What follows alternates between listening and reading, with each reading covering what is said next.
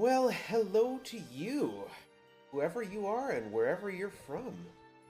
This is organMike, and I am here in my apartment. It's a lovely 2:52 in the morning. Where I stand, where I work, live, and play, is Treaty 1 territory, in north central Turtle Island, traditional homeland of the Anishinaabe, Anish, Innu, Dakota, and Dene peoples, and the heart of the Red River Métis Nation. And I wish to acknowledge with reverence and respect the care that these peoples took of this land and the unfortunate continuing consequences of the colonialism that has suppressed them over the past few centuries. All right, I'm here at this lovely early morning time to present to you Ultima IV. Yesterday I was here with a 25-year-old game. Today I'm here with a 40-year-old game. And Ultima IV is my favorite game. I play it in multiple different categories. It is a game that I have long sought to get deep into and get through it in all sorts of different ways. It's a beautiful open world RPG. And today we're going at it in the 12 spell category. So 12 spells is the minimum number of spells that I can figure that you can get through the game without using any major glitches. So I won't be walking through any walls. I won't be underflowing any shop values. I will simply be playing the game through and only using 12 spells from start to finish. This limits a lot of things. We use travel spells to get around a lot. The blink and great gate travel spells in the 100% category. We use a lot of attack spells like Tremor. We use Sleep. We use Quickness to get around. It is a speedrun, so we move quick, right? So yeah, I'm going to be using 12 spells, 1 exit, and 11 dispels, and those are all the spells that I will be using for the course of the entire game. So, we got to get things started. We need to initiate a new game. Of course, will be RGL. And time begins when I choose a character gender. My usual answer to this question is no. No, I am not. But my usual response to this particular question, as I only have the two options, is to put my fingers over M and F and just let them drop and see what comes first. So, here we go. I will explain as we go. I will stretch. This is my first time doing 12 spell in a marathon run, so I'm looking forward to this. Alright, here we go. 3, 2, 1, let's roll. First things first, we got a bit of story to take care of. We go out into the woods because we're not happy with modern life. We go for a walk, and we sit down behind a willow tree, and up comes this portal. A couple things fall to the ground. It's a pair of books wrapped up in a cloth map, and an ankh, a metal ankh symbol. We sit back under the willow tree. You open the book, read the book of history. That is the game's primary source of pre-game information. And the next slide is hilarious. No, really, read the book of history, because even in 1985, no one actually read the instruction books. Anyway, moving on. There's a Ren fair happening. We hear the music from there. We go wandering down. They see the ankh. They say, yeah, go on in. You don't need a ticket. We walk through to the other end, and there's a wagon. We're going to go have our cards read. We need to pick... This is our character choice, our character class. So there are 8 virtues in the course of the game. We need to choose compassion whenever it comes up, because our character needs to be a bard. It's a little bit weird for me to ditch honesty, because usually we play a mage, which is honesty is the primary characteristic. So the 8 questions are all single knockout. We're going to take spirituality there and lose sacrifice. Everyone we don't pick does not carry on to the next round. So we're going to take valor over humility, which means that humility gets removed from the pack. Valor continues on to the next pairing. Justice versus honor. We will take...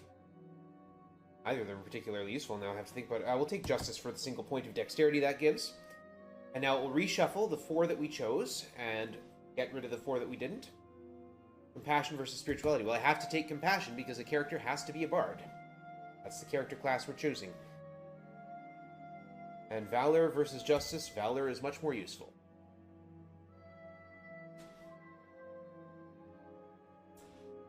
And here we go. We are going to open into the world. The first thing we're going to do is turn off the sound. Boom, done. And we're going to duck here into the town of Britain. I need to find the Rune of Compassion. Fortunately, I know where it is. There. This game is like one giant puzzle. There's a whole bunch of things we have to do in order to... The goal is to become the Avatar. So one of the things we're going to do in aid of that is we're going to punch Chuckles here in the face and run away. This is going to make the guards angry. They're going to come after me, which is okay, actually, so long as I don't fight them, because they would absolutely murder me. So our 8 virtues are honesty, compassion, valor, justice, sacrifice, honor, spirituality, and humility. What we're doing here, by getting attacked by guards and running away, is actually boosting our compassion, because the game designates some creatures as not evil. There's the Rune of Spirituality, by the way. We're stealing the treasures. I got poisoned by one of the treasure chests. Some of them are trapped. We're going to head down here. These are sleep fields, these purple things. You can't have 2 status conditions at once, so if you're poisoned and get put to sleep, it clears the poison off. We're going to step up here. The game designates some characters, some types of creature as evil, and some types of creature as not evil. And if a creature is not evil, letting it run away from you or running away from it is considered a compassionate act. And it doesn't hurt your valor. My goal here is to get a bunch of money. I have to be careful, though, because I'm getting to a point in my hit points where I might not survive if I get poisoned. Death is not a huge deal in this game. Irritating. I'll lose all that money I've picked up. And we're going to talk to this guard. We're going to talk to him about being a guard. It says, "Guard must be a valiant warrior. Art thou the most valiant warrior?" I'm not the most valiant warrior. Saying I was the most valiant warrior, that wouldn't be very humble, and humility is one of those virtues we got to keep up.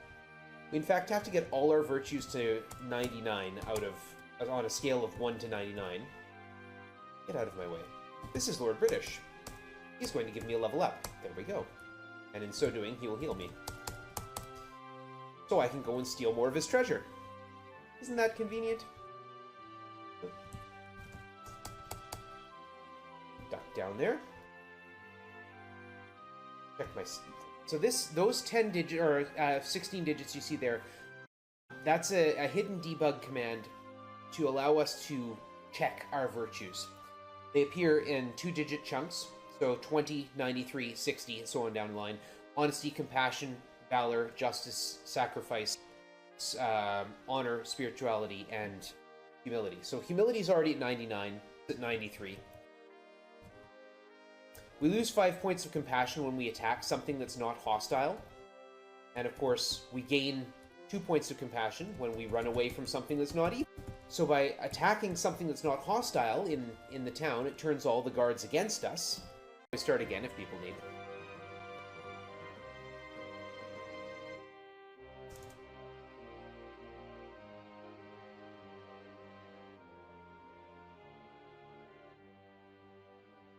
That's okay, this is the boring part. I'll just wait till things are restored. Are things restored?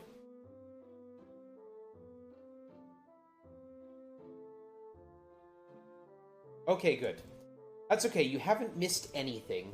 At least I don't think you have. All I was saying is that every time I talk to Hawkwind here, I get 3 points of spirituality. So I've been just standing here talking to Hawkwind. I have to wait 100 steps.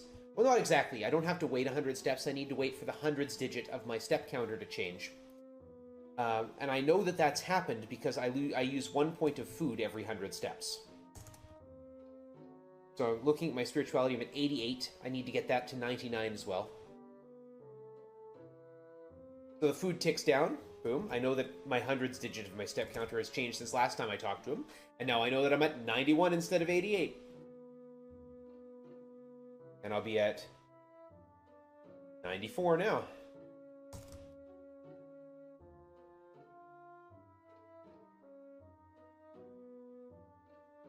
And one more tick. Boom.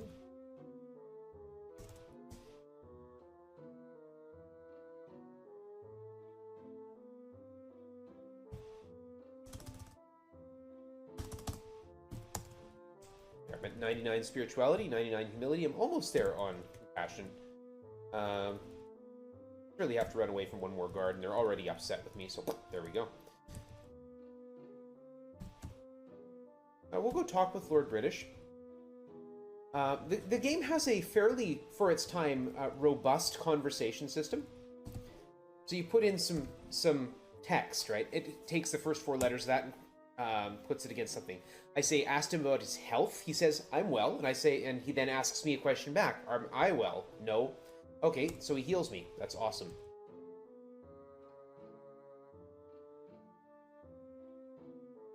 Yeah, it's actually pretty comprehensive. Get out of my way, guard. Okay, fine, I'll punch you in the face again. All guards are jerks.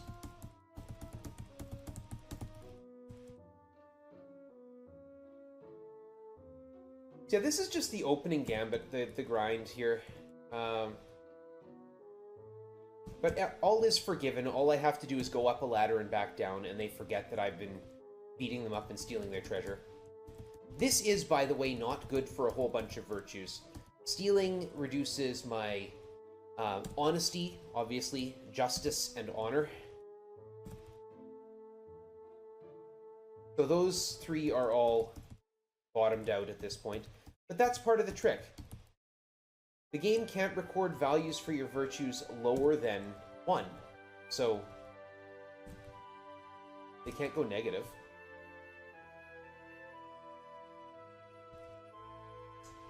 So there's no real harm in doing something terrible if your virtue for that is already at 1. So Hawkwind's job there, by the way, he's supposed to tell you how you're doing in the virtues. That Hawk Slayer. Yeah, Hawkwind over here, he's supposed to tell you about the virtues. So if I ask him, about humility, he'll say, hey, your humility shines bright upon thy being. Seek ye now for elevation. Go to the shrine and meditate for 3 cycles. One of the things we have to do to beat the game is become a partial avatar in all 8 virtues. That involves getting our virtue up to level 99, or up to 99 points, and then going to the shrine of that virtue and meditating for 3 cycles. So I can do the same for spirituality. Spirituality is in thy nature. Seek now for elevation. If I ask about honesty, so you're a thief and a scoundrel. You may not ever become an avatar. Justice, an unjust wretch and a fulsome meddler. And of course, honor. A cad and a bounder, thy presence is an affront, thou art low as a slug. Oh yeah, that's the stuff right there. Because I've been stealing all your money, isn't it?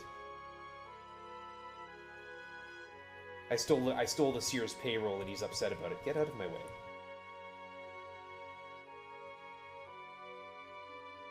It's okay, I'll be fixing all that later.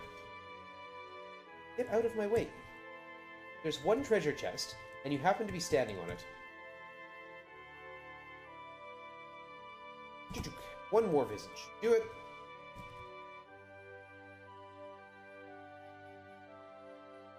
I did a derusting run of this yesterday and wound up, or I guess technically 2 days ago, and I wound up short of money. So I'm making sure I'm not short of money this time by getting more money than I had last time. Makes sense. And we'll go talk to Lord British for one more heal. And then we'll head on with the game. Cat making jokes. Anytime you see the screen flash like that, by the way, something has cast a spell. And that means that we are saving a ton of time by not having the volume on, not having the sound effects on. Okay. These are orcs. We're going to fight some of them. We have a sling. We start with a sling as a bard. We're going to leave that treasure chest alone. That is to avoid a buffer overflow glitch that can cause things to disappear that we don't want to disappear. So one of the I'm not too worried about combat. One of the things that I need to increase is my valor. And Valor increases when you win fights against non-evil creatures. Doesn't matter, or against evil creatures, rather. Not non-evil. Not non-evil, against evil creatures. If you run away from evil creatures, you lose Valor. This is a guy who sells horses. If I yell giddy up, every time I tap in a direction, the horse moves twice. Look at that. And over here is a reagent seller.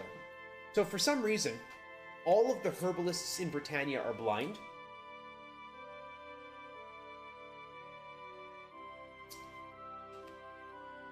Must be something to do with the herbs they have to deal with. So, yes, I'm in need of reagents. I need 12 sulfur ash. And I'm supposed to pay 36 for it. I can just drop a single coin into her box and she hears the clink of coin and says, hey, cool, thank you. We're going to buy a bunch of garlic at cost.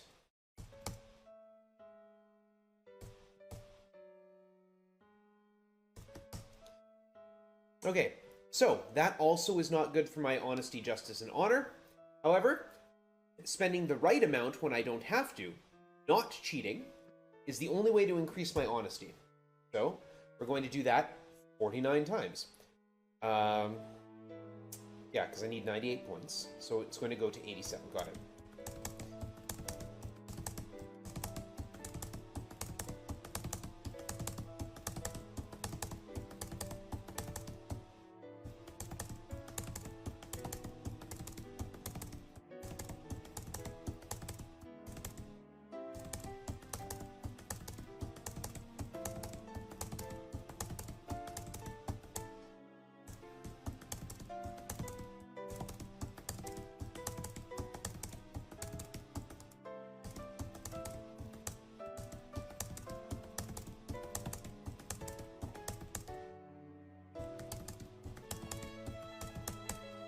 Good.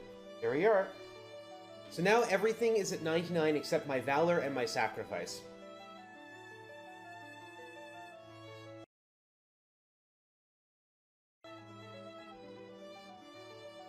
Right, I've got one more stop to make here in Pause. Pause is this little village. It's not that important to place, except this is where the Rune of Humility is hidden. Alright, from here. Now that I have a horse, I am faster than wandering monsters. I need to head down this way and to the town of Trinsic. Trinsic is where we will find this guy, Dupre the Fighter, or Dupre the Paladin. One of the other things we need to do is to demonstrate leadership in all 8 virtues, which in this game is demonstrated by having a character in each, or having a party member in each character class. So we need to have a full party by the end of the game.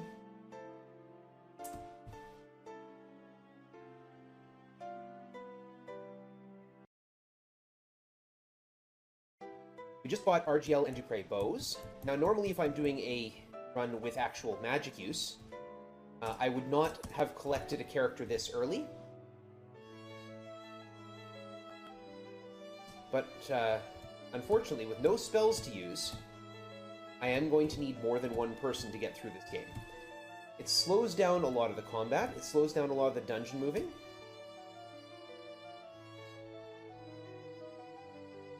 And I head over here for my first shrine. This is the Shrine of Honor. So it slows a lot of things down to have a second character running around with me. But it is necessary. Otherwise, I just can't get out of a lot of situations. I can't figure out a better way to do it. You need also to know the mantra. You find that out by talking to people. I know what all the mantras are at this point.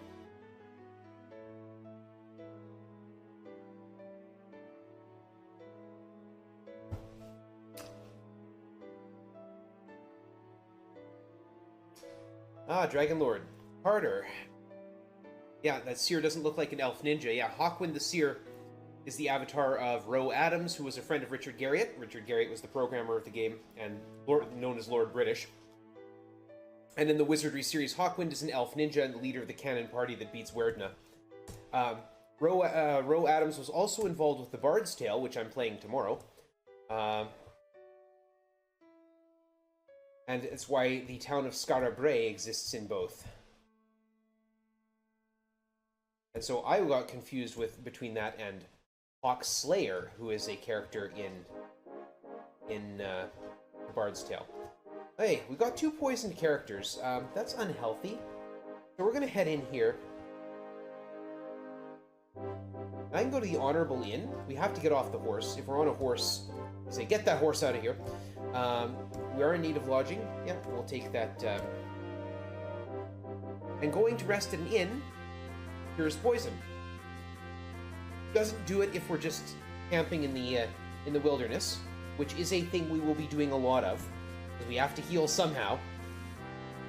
All right, I'm supposed to take a moon gate from here, but I've missed it because of timing, so we're going to head north. We're just going to walk.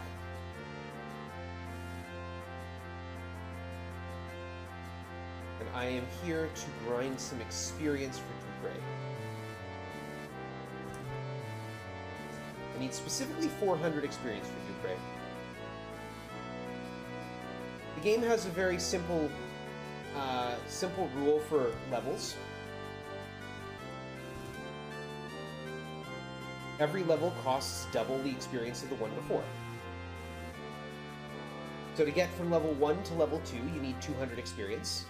Or 100 experience, rather. And to get to level 3, you need 200, then 400, 800, 16, 32, and 64. Level 8 is the highest level you can get to. And for another simple reason, it is necessary for me to get RGL to that level. Your companions, your party size is limited by your experience level. So right now I am level 4. I can have up to 3 companions and have a party size of 4. I don't want to accidentally step in that moon gate there. We'll go there after.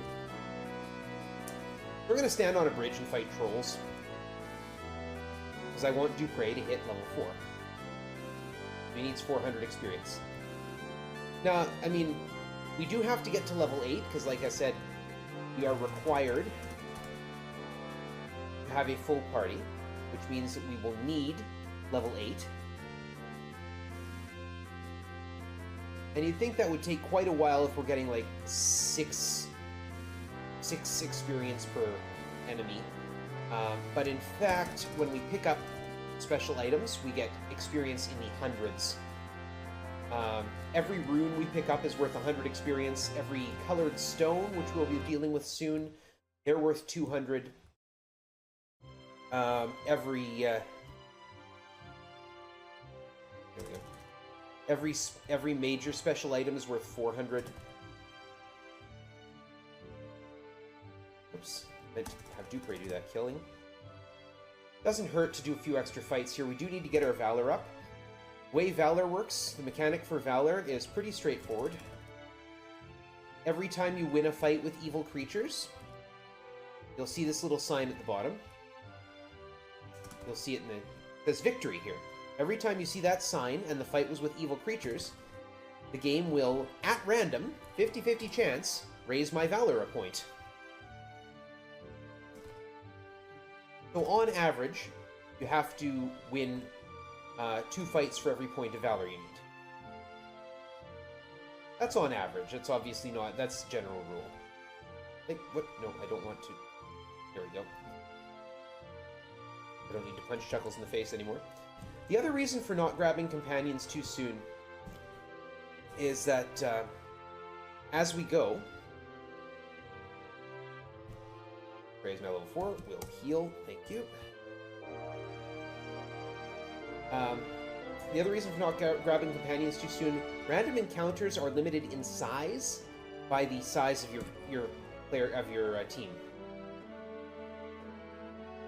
Heck yeah, Ultima, indeed.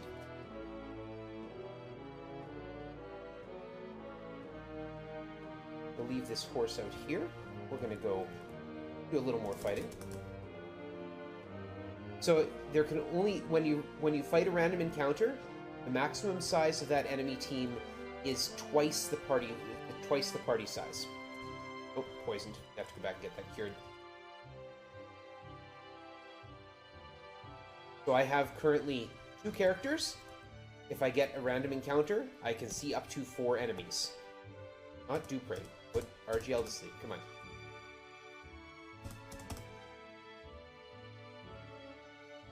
And we'll go grab a heal from Lord British. Yeah.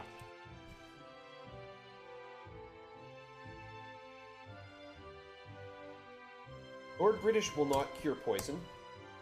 Just in case you were curious.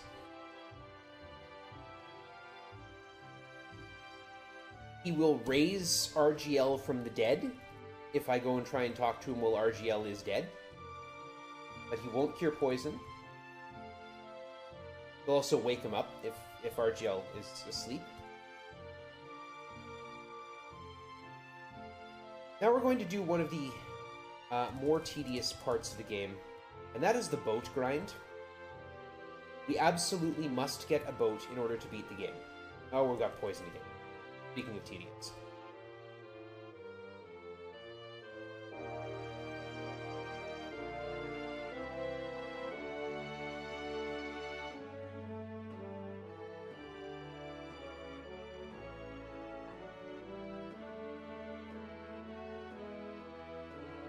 We'll ride our horse to Hawkwind.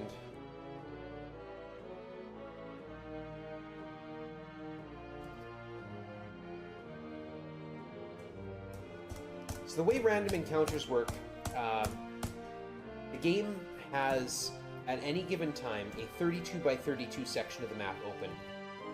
It's actually built up of 4 16 by 16 chunks.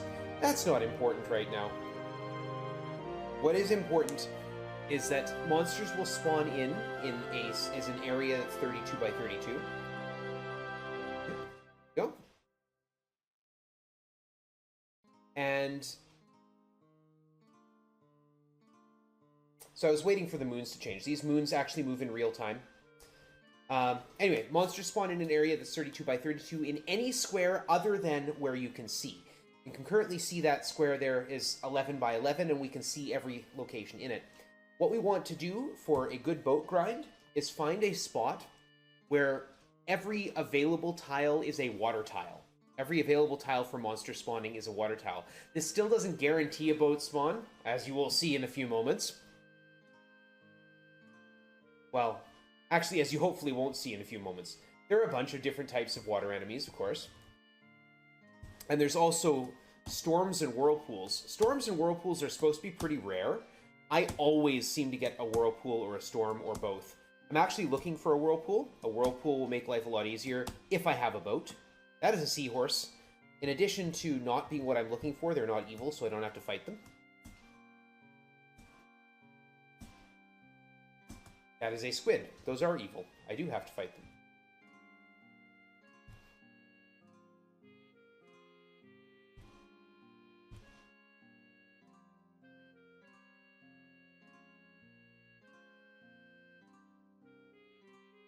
Moon gate reopens. The first moon of the two determines which moon gate opens. The second moon determines where it's pointed. Every moon gate has its own designated phase of the moon.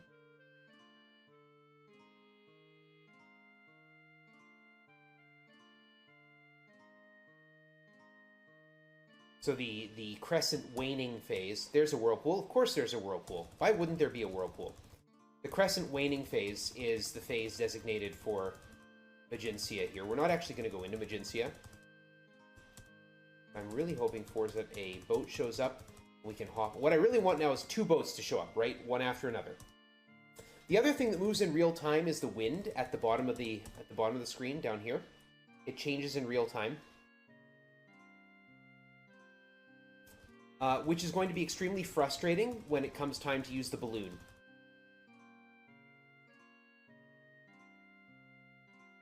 There's always a whirlpool. Actually, what I usually see are storms, not whirlpools. Now, I mean, again, I do need to see a whirlpool because I need to use that whirlpool to get my ship elsewhere in the world. But the real trick is that there's only 4 slots for wandering monsters, and storms and whirlpools take up one of those slots. Same reason I don't like seeing seahorses just wandering around off the shore. The reason they won't, because they're not evil, they're not going to attack. They just, if they get close, they will, but they just sort of wander aimlessly.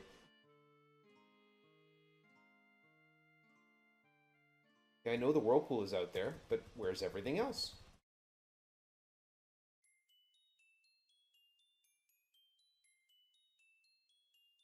The second moon changes... Oh, there's a boat. Thank you. Second moon changes phases about every 3 seconds, and the first moon changes phases about every 3 times the second moon changes. So, a complete cycle of all 8 phases of both moons runs about a minute and a quarter. Where's the whirlpool? Where's the other boat? I want another boat and I want the whirlpool. Well, I'm going to sit... Aha! Fantastic. That's good.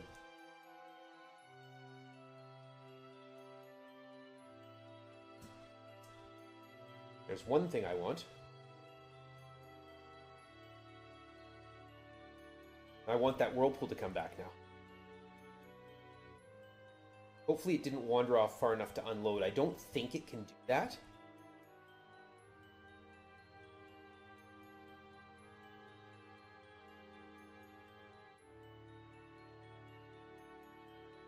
Another boat.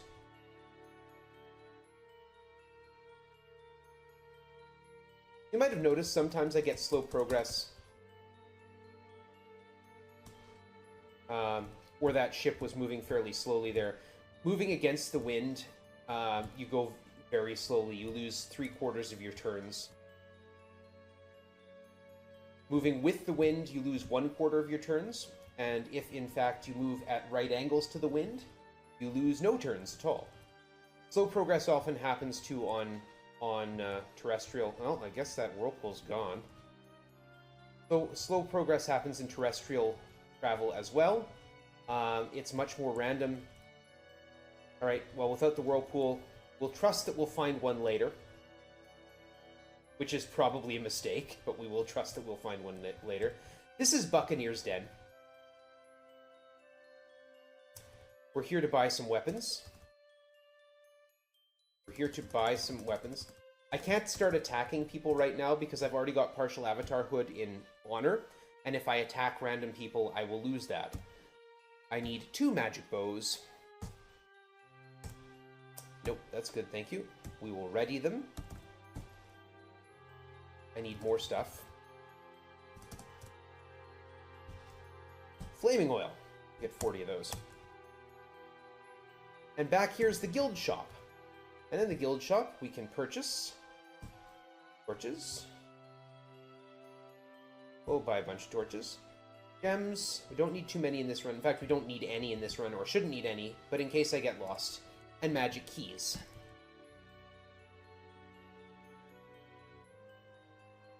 Okay, there's Buccaneer's Den. The board there. We need the bell, the skull, and the wheel. We're going to grab the bell first, over here.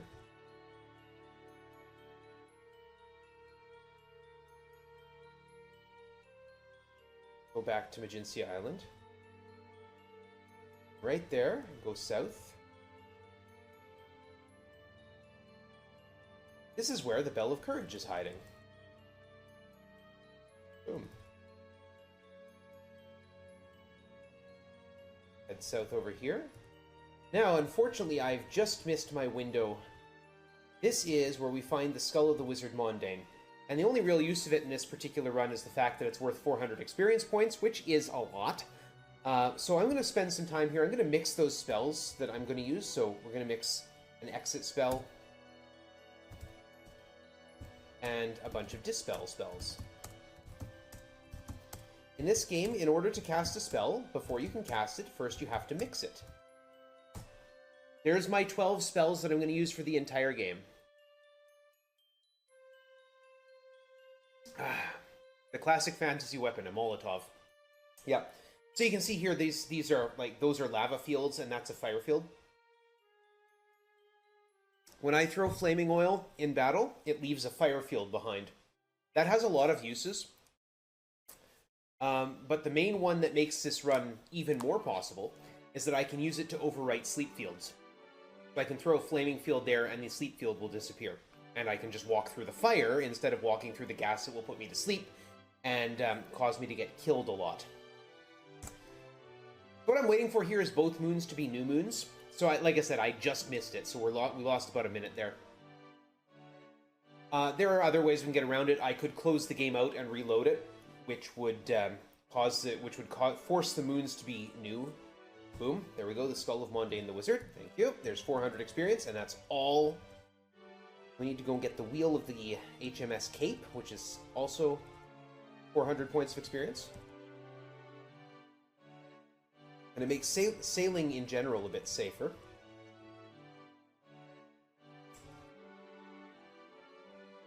Also, a lot of the time I would be using magic to get the winds changed. Oh, there's all 4 wandering monster slots filled. I hate fighting from the ship, so I'm just not going to.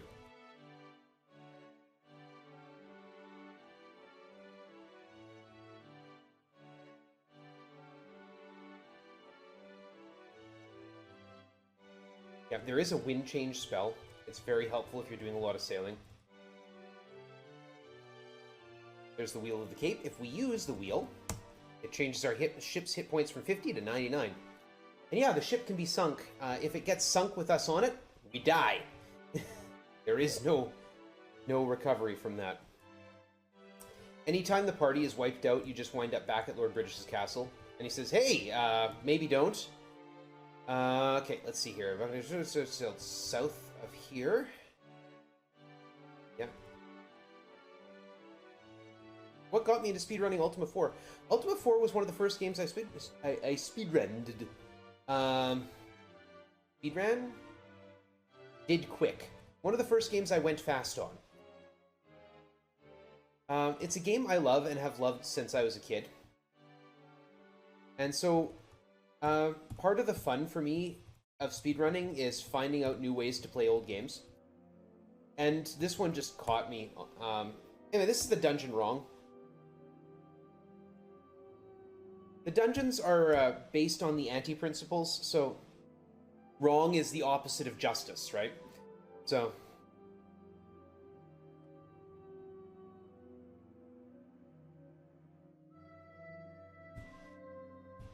yeah, this is a game I truly love, and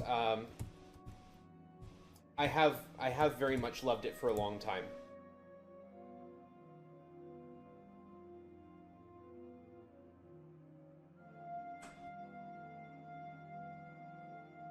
I used to watch my dad play it with his best friend when I was a kid, because I am old enough to have been watching a 40-year-old game. Just go down to... This is what a dungeon is like. It's in a first-person perspective. Oh. Just.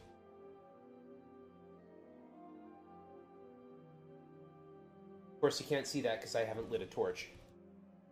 And okay, we're in the doorway. That's why the slightly different battle map.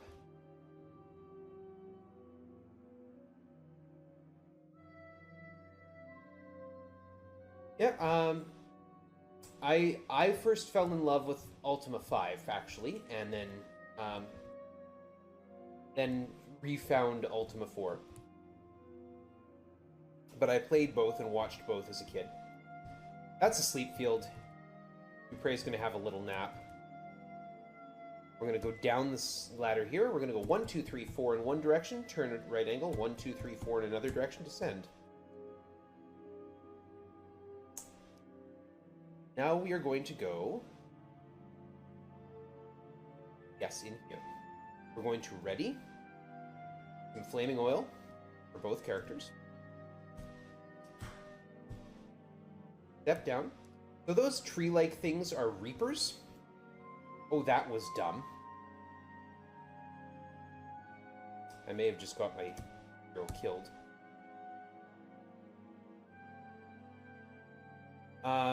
And the thing with many eyes is what's called a gazer.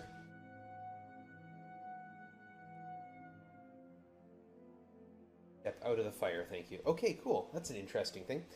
Every time the screen flashes, the Reaper is casting a sleep spell. Yeah, so Dupré is now asleep.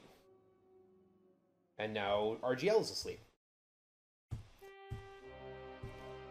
Flaming Oil, for some reason, creates a slow progress field, too, which is annoying. But we don't get hurt. For some reason.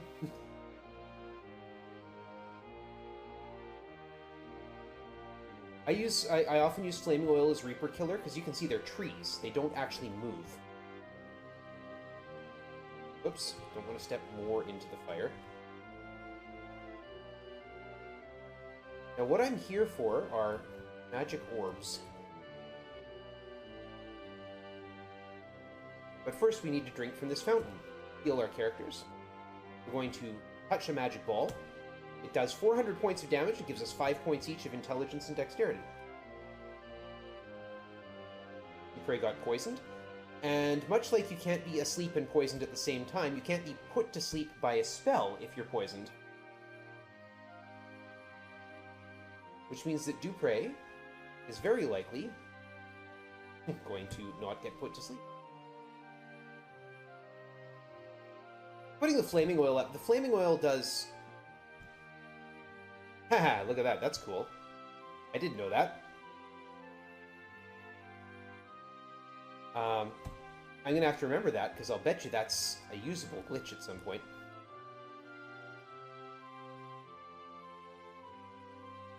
So yeah, a lot of the time when we're exploring the dungeons, because Reapers and Gazers are around, both of them put you to sleep, the best option is to be poisoned.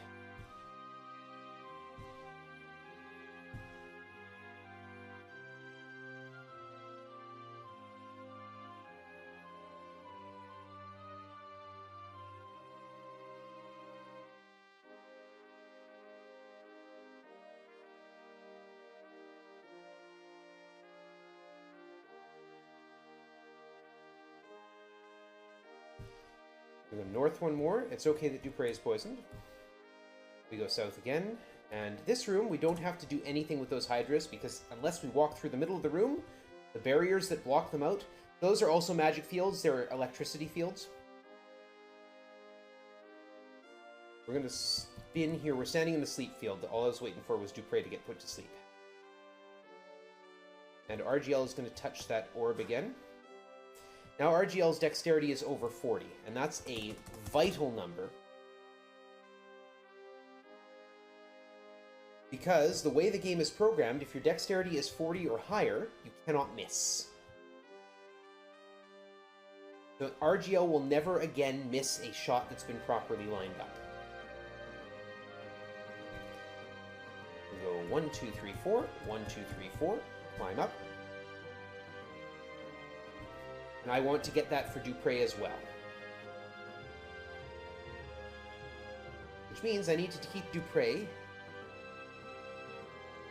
at 400 hit points, because there's another orb I can grab. Like the NES version aesthetically, but non-NES versions generally have better stuff going on. The thing I honestly don't like about the NES version is the music, but other than that, that's fine. It's actually about as good a conversion as you possibly could have got.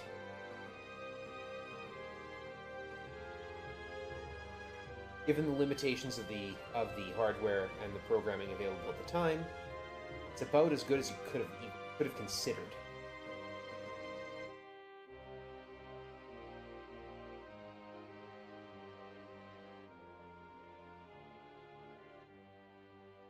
Okay.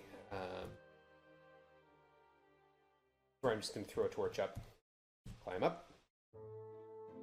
Ghosts! A ghost!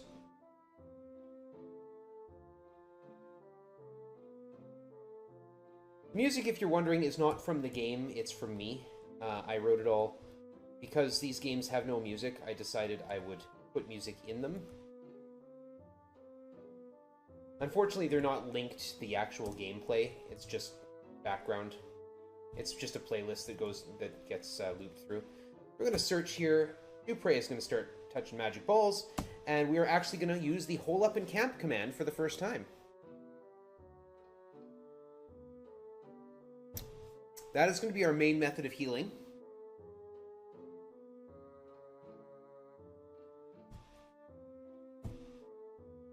And now that we have got a total of 15 points of dexterity and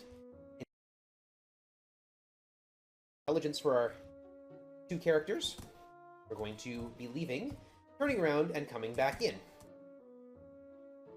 Britannian pythons, for some reason, are poisonous. They're not constrictors, so I don't know. Pardon me.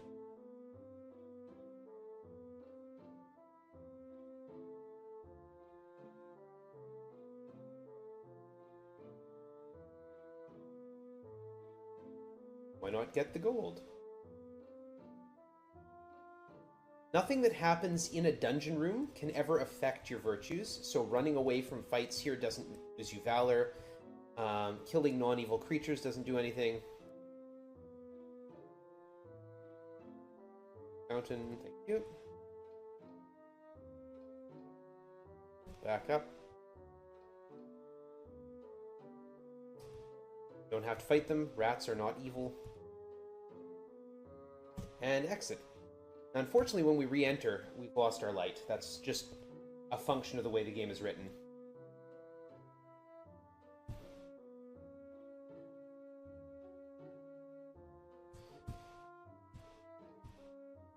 I think I need to get Dupre. Yeah, we need to get Dupre all 3 orbs this time.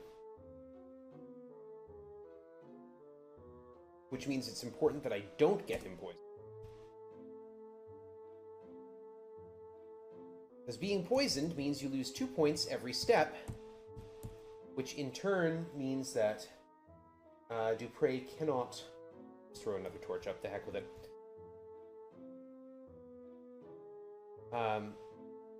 Don't get poisoned. These are spiders. They're not evil.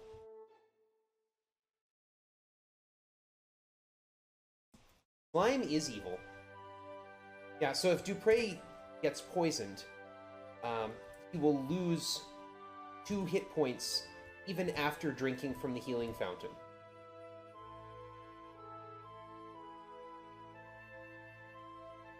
I should go do that one first. Since the game is intent on trolling me.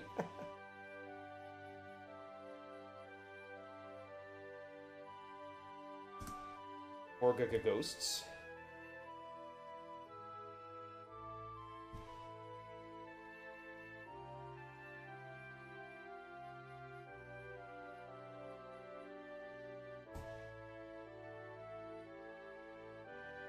Now you notice Dupre has 0 hit points. That's not actually a problem. I mean, it is. It's being very close to death. But it's not actually going to kill him. You have to be at 0 hit points and take a hit to die. Well, or be hit for more than, you know. 0 hit points is still alive, is the point. So I just gotta be careful, because if Dupre takes even a single point of damage, he's gonna die. And I don't want that. I want to keep Dupre as alive as possible.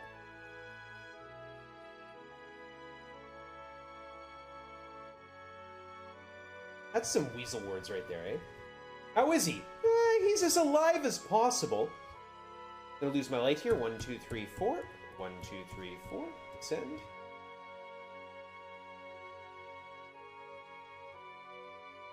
Now we're gonna camp. I thought about it.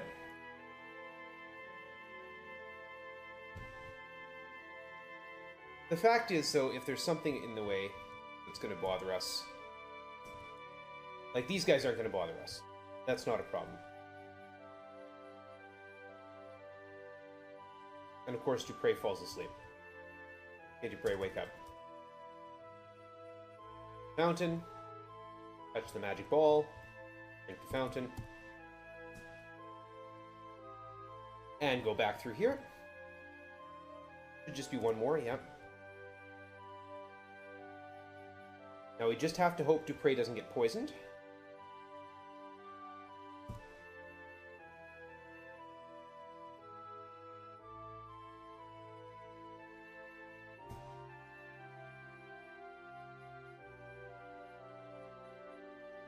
The fire field is powerful. course, Reapers will just stand in it and die. I just realized I can't actually have a fire field there, because I need Dupre to be able to... Oh no, Dupre can take damage. There's a healing fountain on the other side. This is what happens when I'm tired. I just can't let him get poisoned.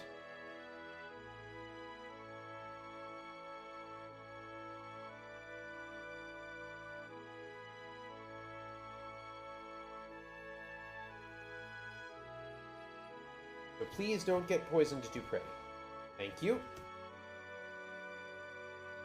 Good, both characters now have 40 plus dexterity. All we need.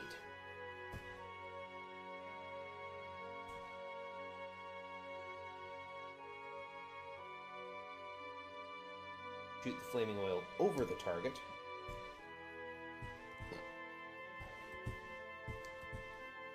And that, since I can't miss anymore, makes the grinding a whole lot easier.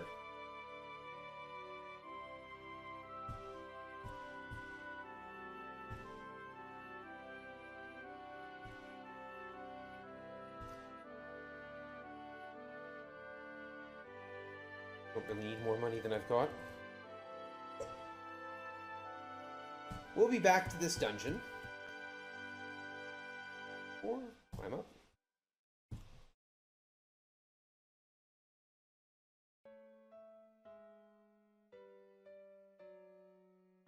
But when we come back to this dungeon, we will be entering it from underneath.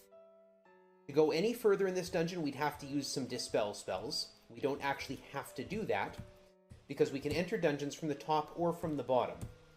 The dungeons are connected together through altar rooms in the basement, in floor 5, or floor, 8 of all of them. I just cut the dungeons in half, apparently. So there's 7 dungeons we can get to. There are 3 altar rooms. The south exit of each altar room goes to Hithloth. The northern exit of each altar room goes to 1 dungeon, and the east and west exits go between 3 others.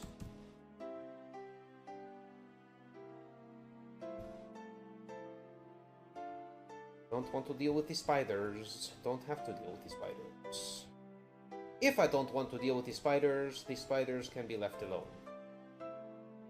Okay. Climb up. Easy fight.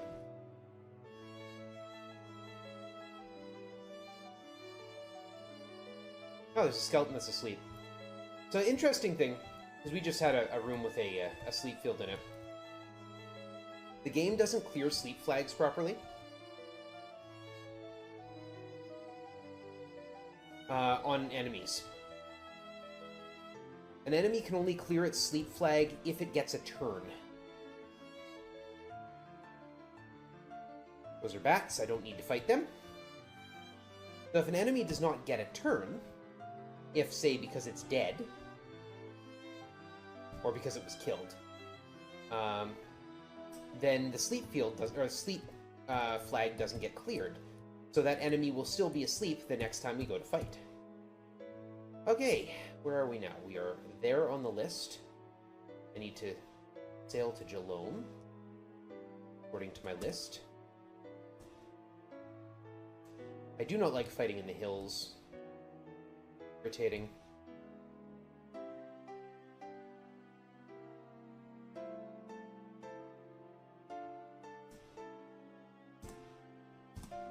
Out, wizard. You.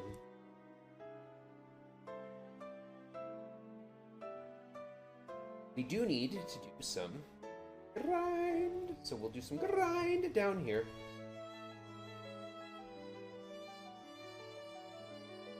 And again, now I can't miss my shots. I do need to pick up the treasures from these here, because the treasure chest on the overworld overwrites whatever it's sitting on. So if I'm standing on this treasure chest, the troll bridge won't trigger. Like, it won't do checks for the troll bridge, because it will say, you're not on a troll bridge, you're not on a bridge, you're on a treasure chest. Same thing for swamps, for slow progress moving through hills and rough terrain.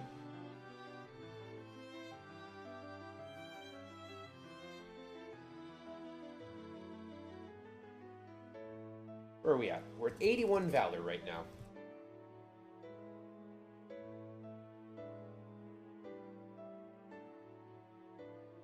$82. What I do is I count my potential Valor. 83. I don't need to check it after every fight. I only need to check it when I reach 99.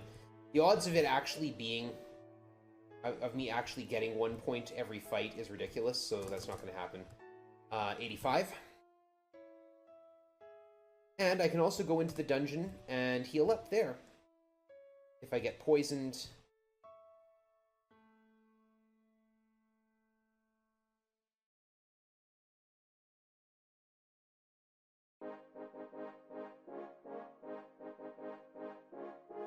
$87. 88. It also serves as grind for experience, because again, I need to hit 6,400 experience. 89. 90. No, actually, 89. Double counting. Doesn't really matter.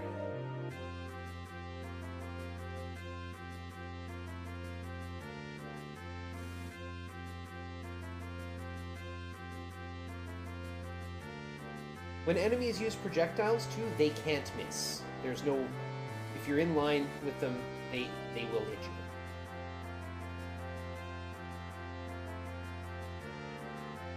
There's a demon showing off the fact that it has wings and flying over a water tile. Jerk.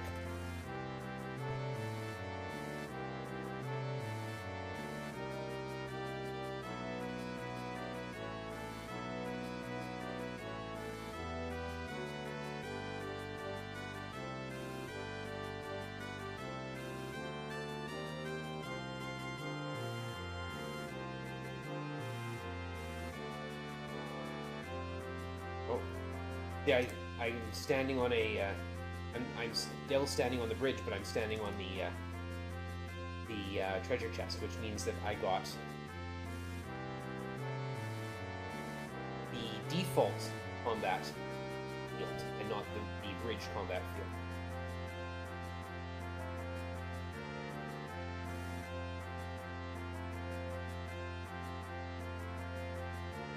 Where are we at? 87. Check it after 12 fights. 88.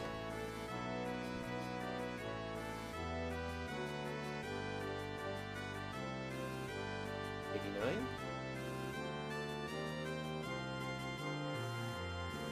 90. Don't worry, after this is the last grind we have to do, 91. Well, okay, we might have to do an experience grind depending on where we're at, 92. But likely this is the last grind we have to do. Let's put it that way. This is likely the last grind we have to do. 93. That doesn't mean there aren't still irritating things that are going to take up a lot of our time. 94. For example, the balloon, which I've hinted at before.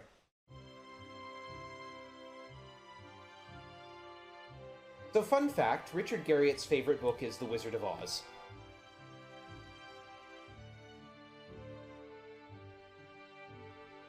The Wizard of Oz inspired the 3 principles of truth, love, and courage through, you know, the Scarecrow, the Tin Man, and the Cowardly Lion.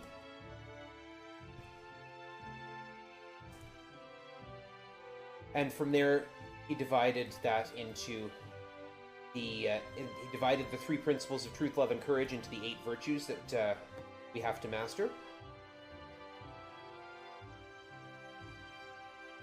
But also inspired by that, we get to use a balloon. It sucks so bad! Guys, it's terrible. Oh, I'm poisoned, okay. Only got to 90? Ugh.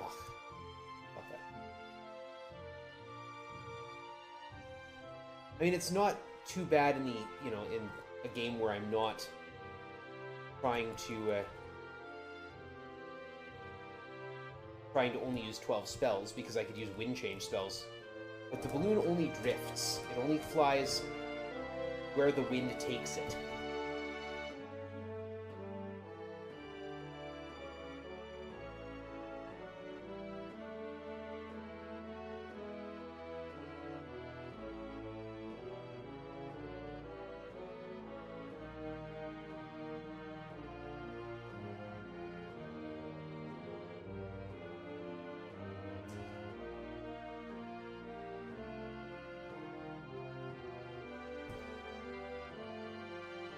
These fights also count towards Valor, so I'm not too worried about it. I needed to stop and get healed, because otherwise I would have died. Faster to heal there than it is to hole up and camp. And holding up and camping is a little risky, you can get ambushed. Much like meditating, you can only hole up and camp if the hundreds digit is different from the last time you camped. 2, 2, 3, 4.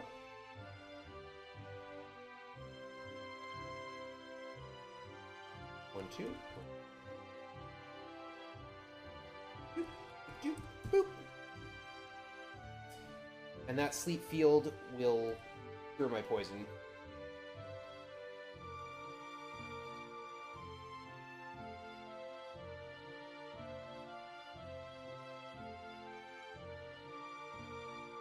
Problem solved.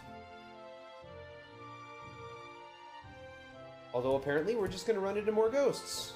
Cool. And more ghosts.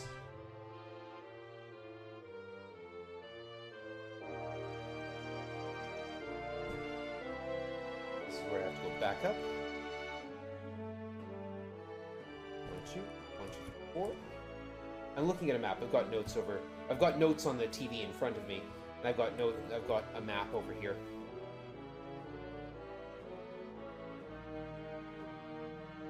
Line up. And since we're here, we might as well heal up while we're here.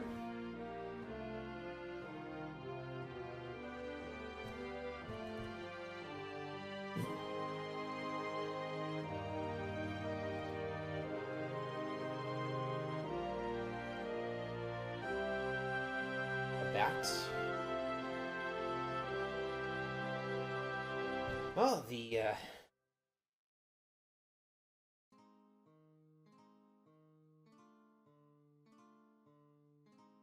2, 3, 4. 1, 2, 3, 4. Climb up. 1, 2, 3, 4.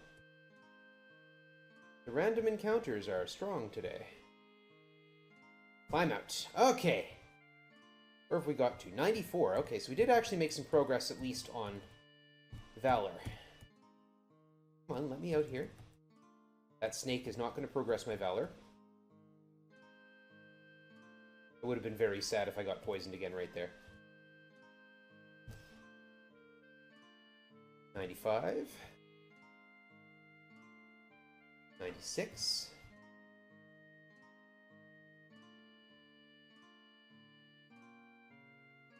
Not having magic makes everything else a bit of a... I've got to do so many things by roundabout means. 97. But that's the fun of it. I have to know where to route to heal up. I have to know what my options are for getting to places. All of that's fun for me. Maybe because I'm a bit of a masochist? I don't know. Where are we? Oh. Am I at 99? Am I at 99 Valor? That would be nice, because the next place I'm going is to get the partial avatar hood of Valor. Nope. Oh, 1 point off.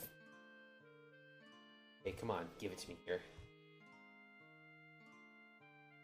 Still 1 point off.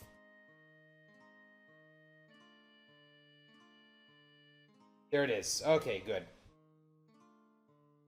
Don't poison me. You did. You... Okay, so what we're going to do, we're going to ignore the fact that we're poisoned. I mean, we're not going to completely ignore it. I am going to treat myself like I'm poisoned. Which means, you know, frequently checking my hit points. And, going to, how do I get back from here? I go straight north from here. And of course the wind is in the north.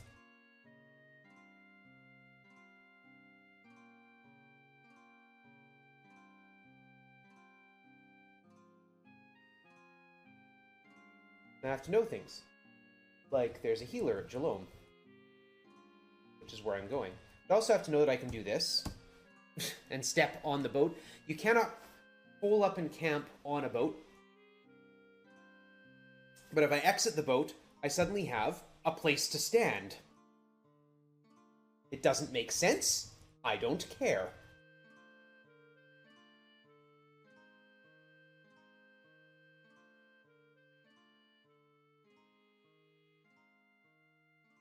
Here's Jalome.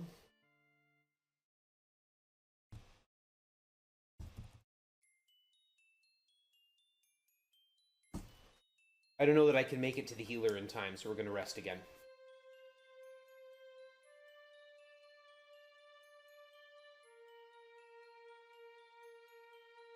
Okay, now we're going to grab our third party member. Well, once we heal. Yeah, I am in need of help. We need curing. Yep, we pay for it. Oh, I'm good.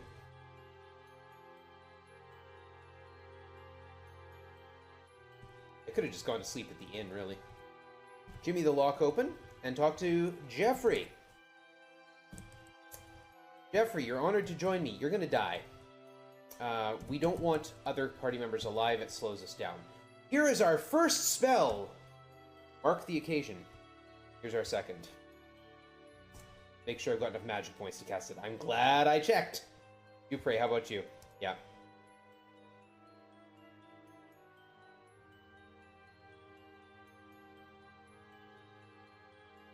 Search.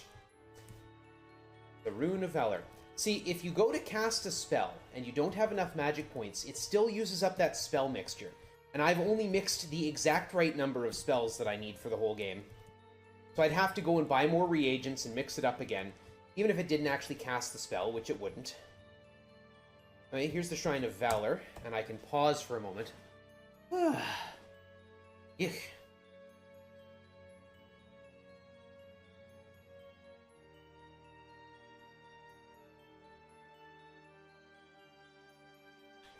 the thing about doing these old games, is that, the thing about doing these old games, there's often not breaks in them. Cutscenes weren't really a thing, right? So, I have a 3-hour run here in front of me that is basically a solid 3 hours of running. Should be just over an hour on my timer at this point.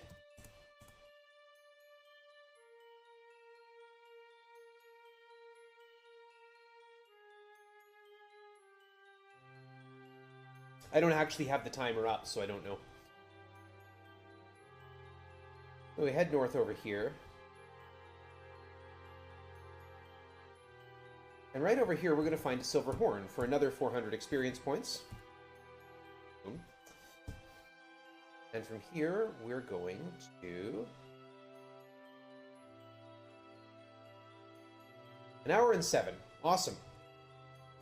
Actually not doing too badly, then. Wait, a reload? It's, yeah, straight across here. I want the wind to change.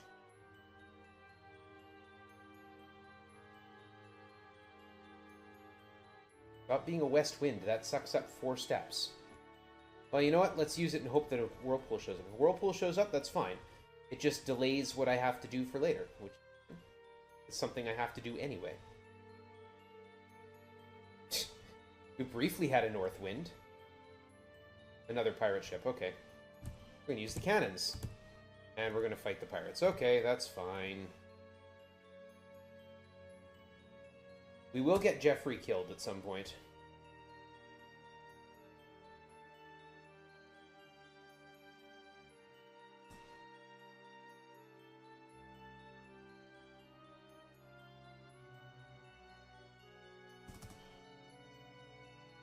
No. Switch boats. No harm in it. That boat's just going to sit out there in the middle of nowhere.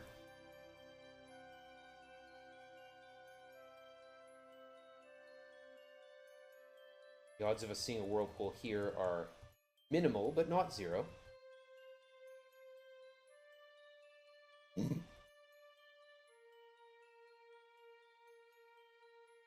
This is the Isle of the Abyss.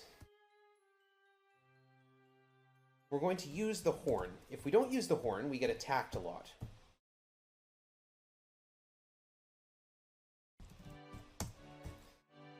Every southward step we take in these hills will start a fight with 8 groups of demons.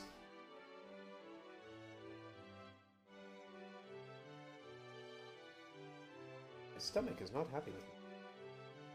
Bloom.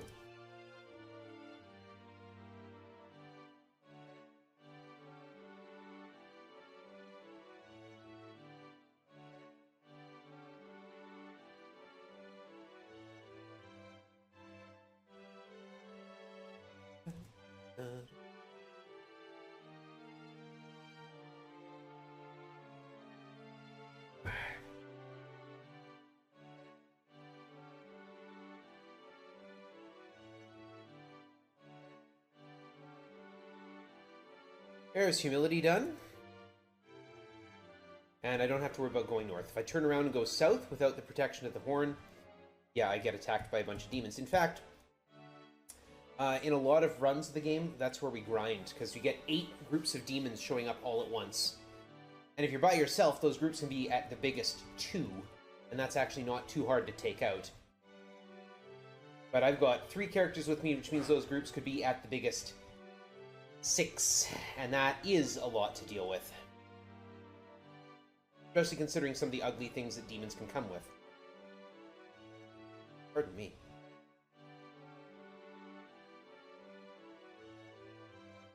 We're going to head up here. I'm going to get a fight with some trolls.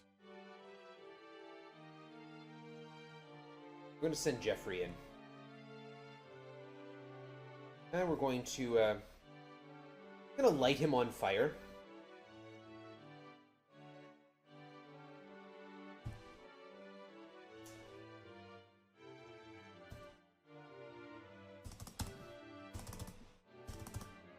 And every time he ends his turn in a flaming field, he takes some damage. There, see? Easy as that. And in fact, if you look here... Oh, no. I was going to say he gets a point... We get a point of... I hate this game sometimes. We get a... I was going to say we get a point of sacrifice, but no, we didn't get killed by an attack, so no, he didn't. You actually get a point of sacrifice if you sacrifice one of your characters in combat. So that serpent just sunk my ship. Not that big a deal, I've got a couple extras. Anyway, we're going to search here for the Rune of Honesty. We are going to recruit Mariah. We're going to head up to the Lyceum to get a book.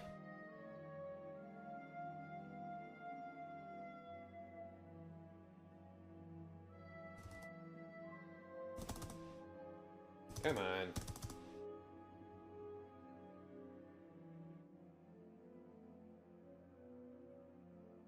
I'll set Mariah on fire one of these times too, like right now.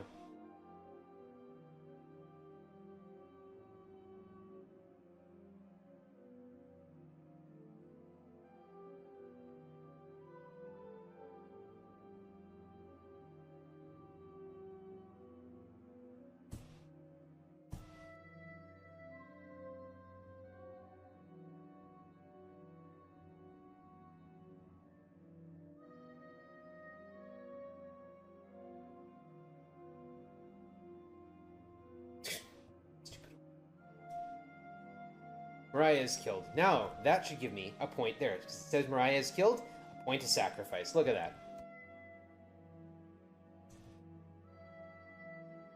The game is well designed, but the perverse incentives are strong. Here's the Book of Truth.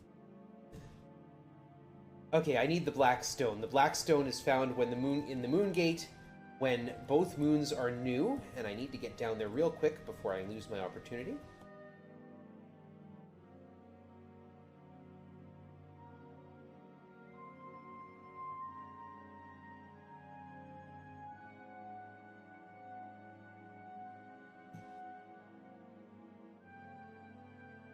Search. Step through the Moon Gate. And I should be in a place to grab some levels. which we're going to do.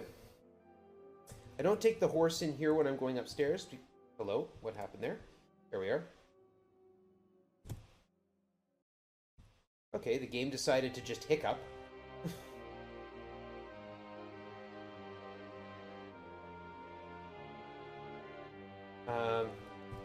There we go, levels up. And yes, if Jeffrey or Mariah had gained a level, they would absolutely be raised from the dead in order to claim their level.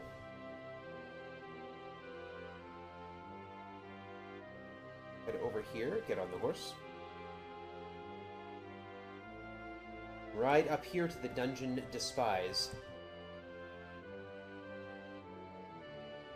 We're going to use another one of our spells in here.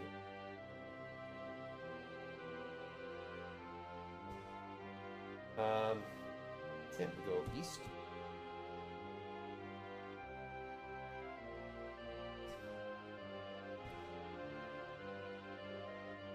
Walk through here. Those are mimics. They shoot poison.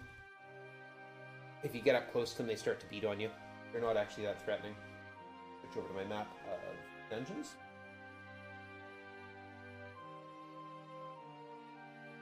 Descend.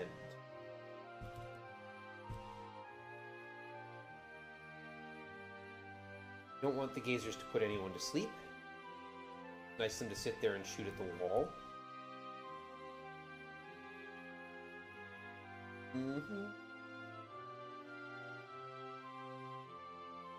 I will ignore the seahorses. Ignoring seahorses is something I do.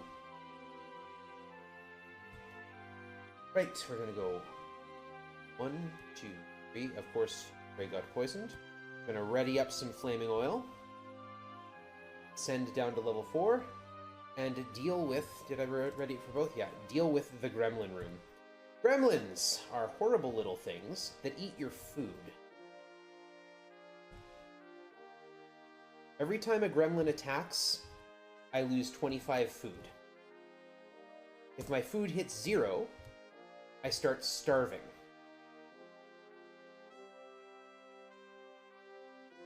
That may well happen here. I have to come back through this room.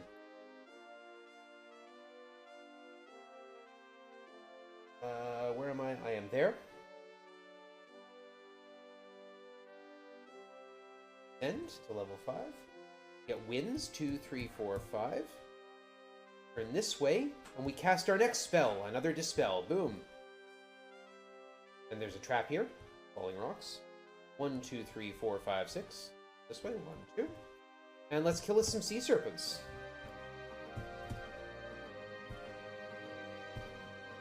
I need to exit this room to the north. Dungeons have panels in them. So this little notch here tells you that that's a secret door. But panels affect the room when you step on them. So that's a wall. It opened this door, which then opens a panel to go there. And out we go. Get the yellow stone. No geysers involved, I don't think. 1, 2. 1, 2. Getting trolled.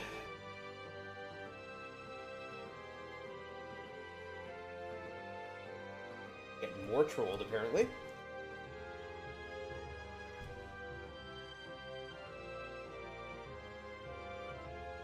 It's steps in. 1, 2. Climb up. Or 4, and we gotta go back through the gremlin room. I don't think there's any way around it. I keep checking. I keep looking. There's no way around it. Frustratingly.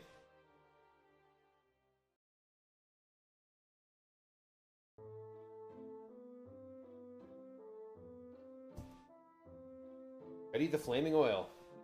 Here we go.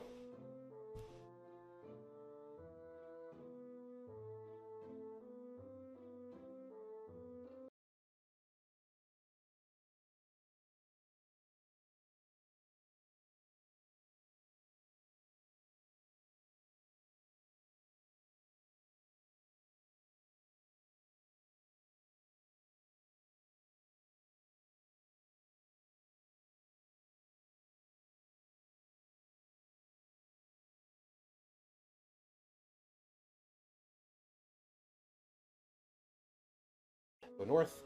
1, 2, 3. Climb up. Oop, 4. Go north. Climb up. And turn east. Once more, ignore the seahorses, because ignoring seahorses is a thing I do. 1, 2, 3, 4, 5, 6.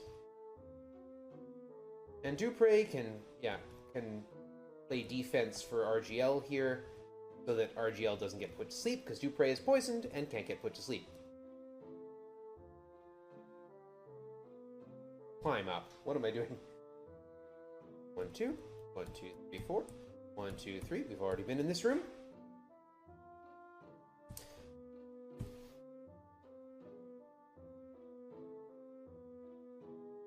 We will stop on our way out and make sure that Dupre has enough hit points to get out. And also we'll make sure RGL doesn't also get poisoned by killing that Mimic. Go. And then standing there and forming a protective bridge against the other one.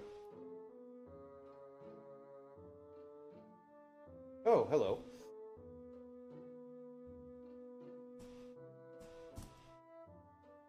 The whole gang came to this one. 2, 1, 1. Search. Healing fountain. Climb out. Good, we never have to go into Despise again. Despise is a terrible, terrible dungeon. Don't attack me. Don't tase me. Alright, thank you.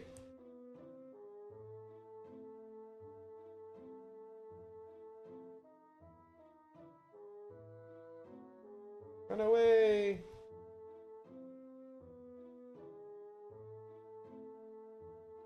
I'm gonna head into the town of... Why did I leave the horse outside? I don't need to leave the horse outside. I'm gonna head into Britain, because here's where we can buy some food.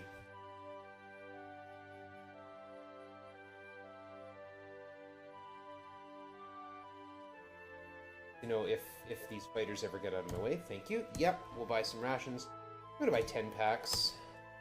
That's not a lot. We will stock up later when it's cheaper and when we don't have a use for that.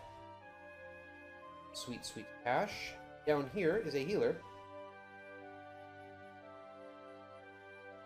Yeah, we need some curing for Dupre. Yep. And here is how we get our sacrifice up. We give blood. Are you willing to give 100 points of your blood to 8 others? Yeah, sure. 1, 2, 3, 4. You can only do that so long as your hit points are 400 or higher. So we hire some healing. 1, 2, 3, 4. We should be at 91. Yeah.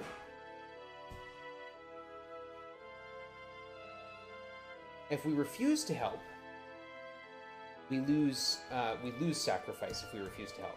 Anyway, there we go. We should now have our sacrifice at 99. Everything is ready to go up. Okay, where are we now? Okay, Whitestone and candle.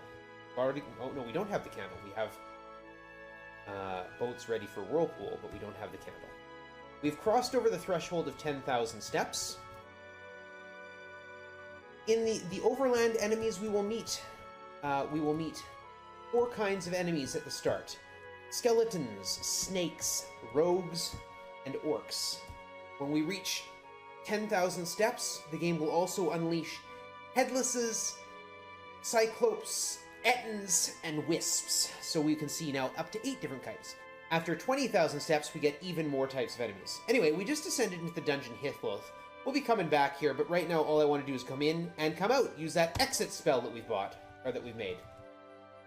And here is the bane of every Ultima gamer's existence, the balloon. Let's roll.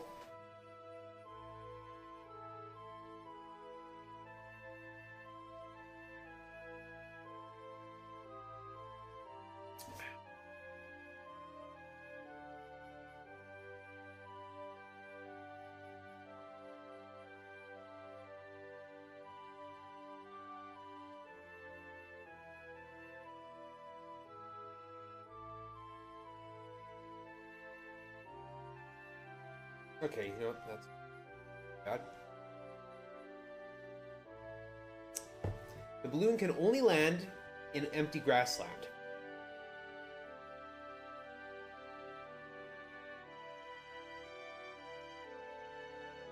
course, this is... I want it to be. Okay, good. We're actually going the right way. Might not take 5 minutes.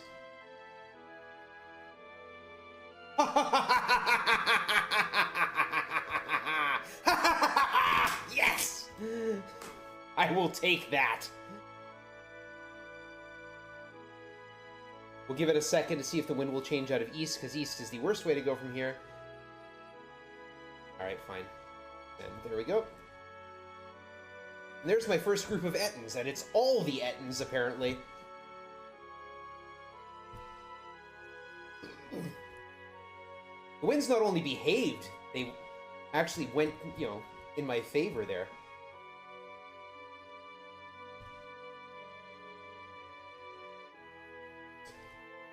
Leave that balloon right where it is. I don't know if you remember, but I left a treasure chest out here. It's gone now. So what happened there... Yeah, we'll go and heal up. The game has 8 spots for wandering monsters, of which only 4 can be filled, or once 4 are filled, it won't generate any new ones.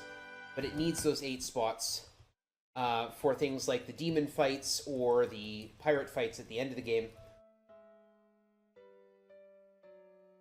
But it has 24 spots for non-monster entities. Treasure chests, the horse, pirate ships that you've claimed, and the balloon. And there's this list of 24 things that go, you know, that get created. If you fill that list and create a new thing, it overwrites at random one of the old things. Anyway, we are down here. We need to go into Hithloth. And we're going to... This time we're absolutely going to get poisoned. That is intentional. This is an altar room. It connects together 4 dungeons.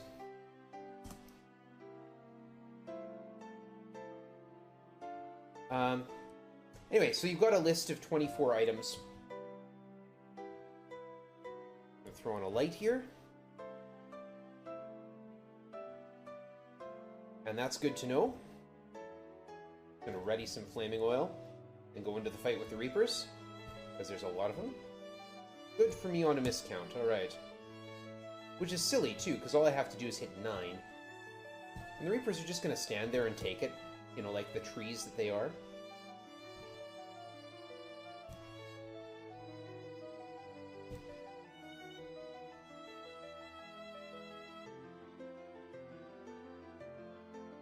Need to be opening chests. What am I doing? Going to ready up some flaming oil for this room as well. And I have completely lost the thread of what I was talking about. Which is cool. That thing in the middle with the yellow thing with the head, that's a Zorn. It eats magic, so if it's in play, you can't cast any spells. Which doesn't really bother me all that much. Here we're going to cast our next 2 dispels.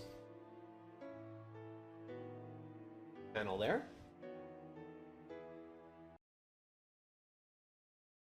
Sight. In here. Zorns can be pretty rough fights. I mean, you can see that they're worth 16 experience for a reason.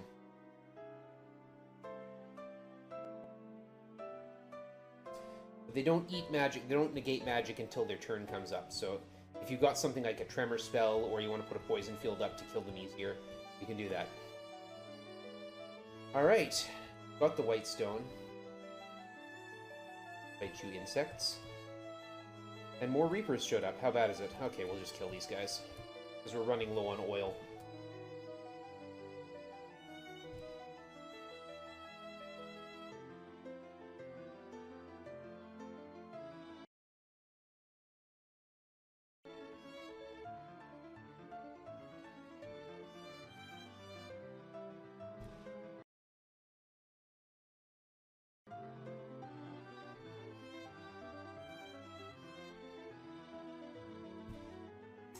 This is also a worrying room, being full of gremlins.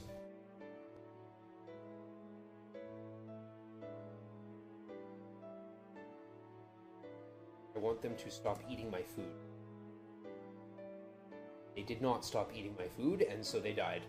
Alright, through here we go to the other side here. The Dungeon Shame, which is the opposite of Honor. And now we've got the Four Dragons room. It's like the Four Seasons, except with dragons, and no hotel.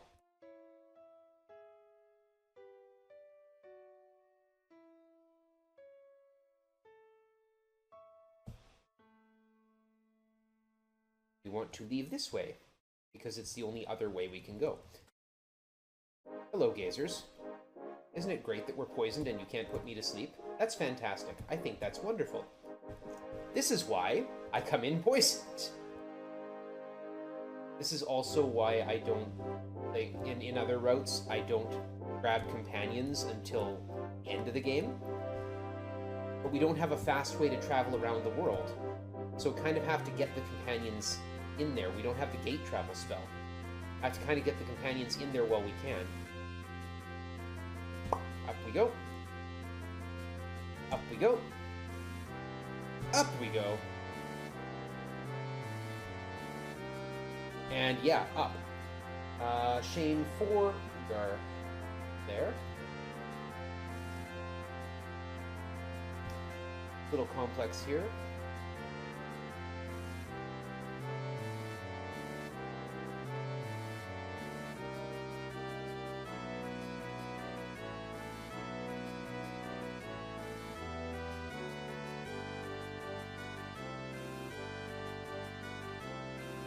Yes, you can kill a Twister. We're going to go out this way, which is not the way we need to go, but we're going to go this way anyway. This is our slight detour,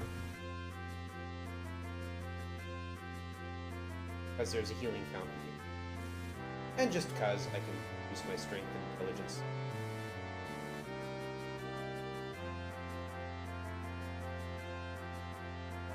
Boosting my intelligence is actually a good way to make sure I don't accidentally misfire a spell for having no magic points. The only function of intelligence in this game is how many magic points you have. And that's a function both of intelligence and what character class you are. So bards, paladins, and rangers all have magic points equal to their intelligence. Fighters and shepherds have no magic points. Tinkers have half their intelligence and magic points. Mages have double their intelligence and magic points. And druids have 1.5 times their intelligence and magic points. It's explained really weirdly in the reference book. Because the way it phrases it is that the normal amount of magic points is double your intelligence. Except that that's only mages that have that. So it says, like, mages have a full share of that. Druids have a 3/4 share of that. Bards, paladins, and rangers have a half share, which is much easier explained as bards, paladins, and rangers have magic points equal to their intelligence.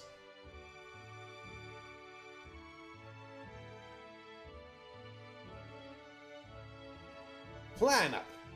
Level 2 is where we will find the purple stone.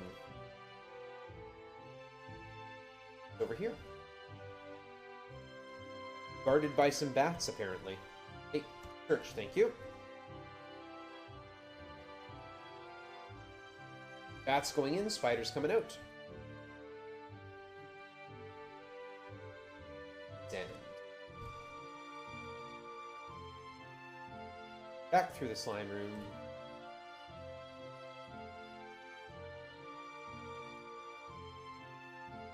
I wonder what it takes for slime to become, like, sentient like this, or at least mobile. Mobile and threatening.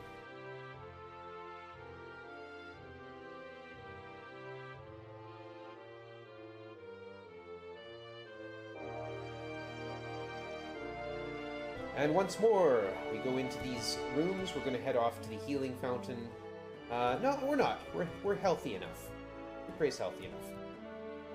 Weirdly enough, it's okay if RGL gets taken out. I mean, it's not great.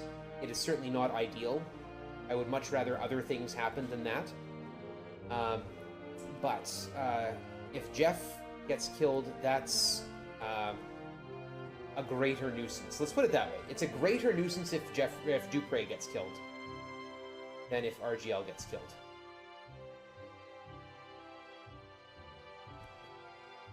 Neither is good.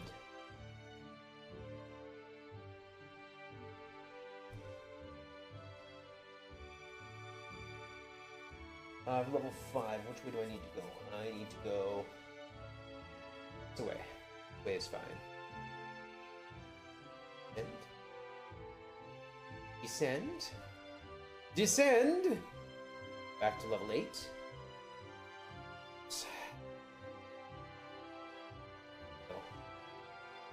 Okay, only 3 Reapers, we're good.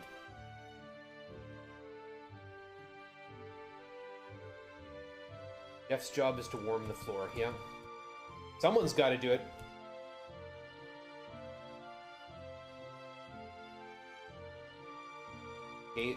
I don't know if that's gazers with a ghost or a ghost with gazers.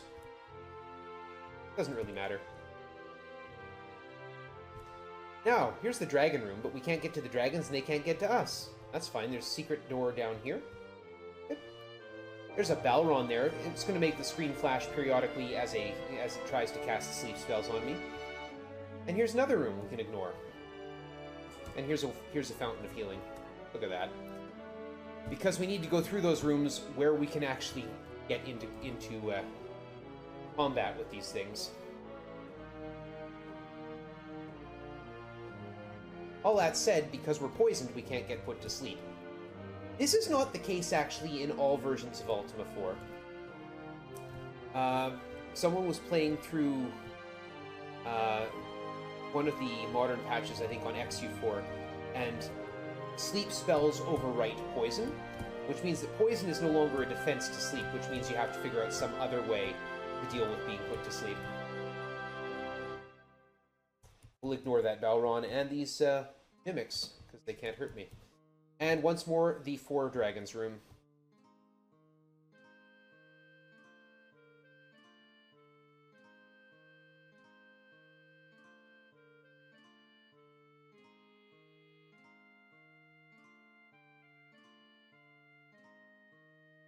And this time, we go fight some more Reapers. Because the game apparently doesn't want me advancing. When I get this many random encounters too, I kind of feel silly for having grinded my Valor.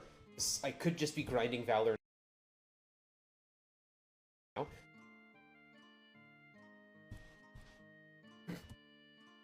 Just let me get there.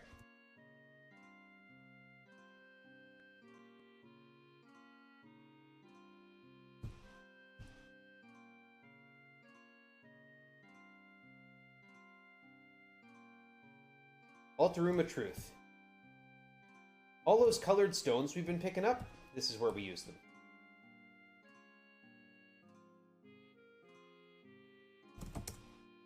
Blue.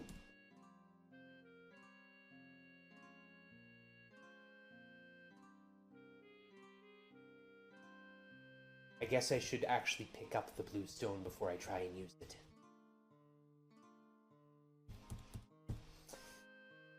Okay.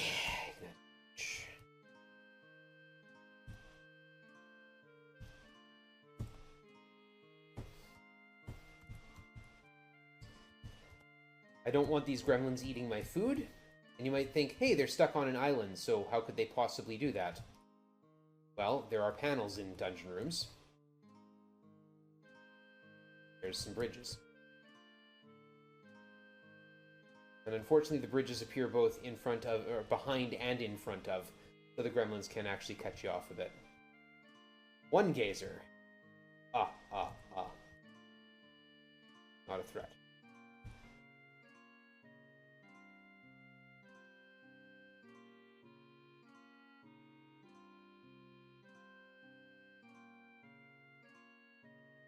Climb. Go through the room of many skeletons. If I don't walk on the square that opens up the walls, I don't have to worry about the Room of Many Skeletons. Those are gremlins. Fortunately, there's only 3 of them.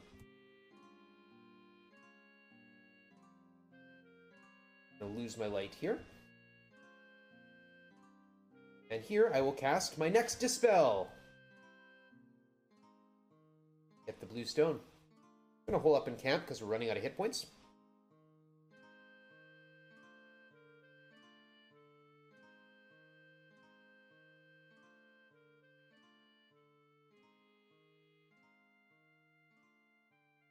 Hit, falling rocks, winds.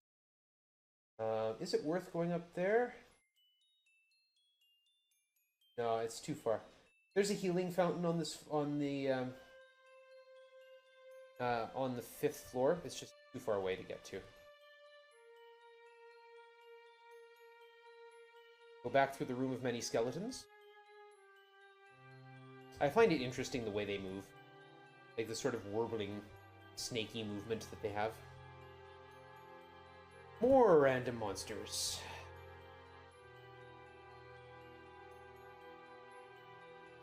Descend.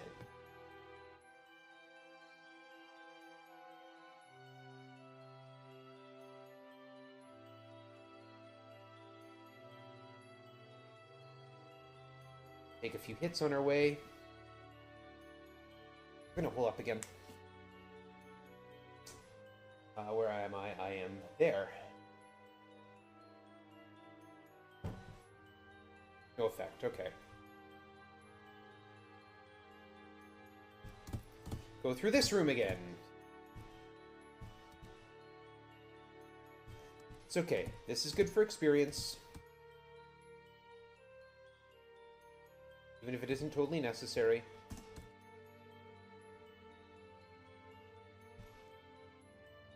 Since it takes so much experience to get, since every level doubles, to get to higher levels, the item-based experience you get for the avatar candidate is vitally important.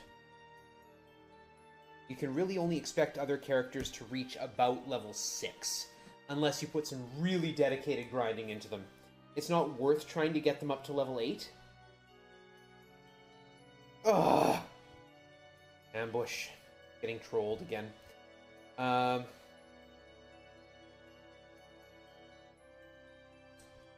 The way I like to look at it, to simplify the thought of how much time and experience it takes to get a level up, it takes as much experience to go to level X as it does to get to the level before from 0. So it takes as much experience to go from level 3 to level 4.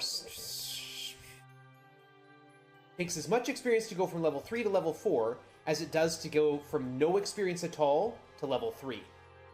It takes as much experience to go from level 6 to level 7 as it does to get from 0 experience to level 6.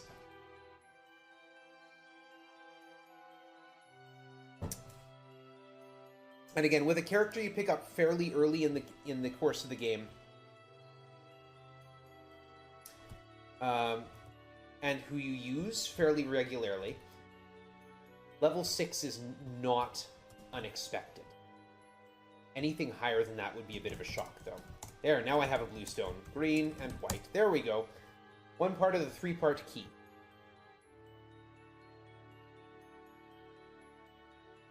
Come in here. This is the Altar Room of Courage. It connects Shame and Covetous and Destard, which is where we're going. Yeah. So we're going to actually pause here for a bit.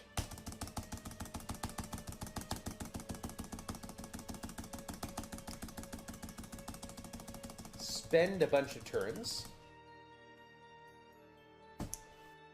Cross that threshold of 100.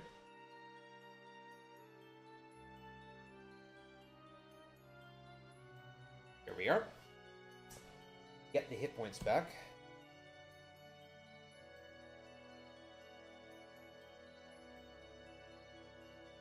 More Reapers, why not? Fortunately, I don't have to cross them. I do it here too. And I might do it coming back. There's some more Reapers. Sure, why not? So again, what I should probably reroute this at this point. And expect that I will be getting this many fights in the dungeons. Meaning that what I should do is pick up my companions later and do my Valor grind as I do my item grabbing. South. Redstone.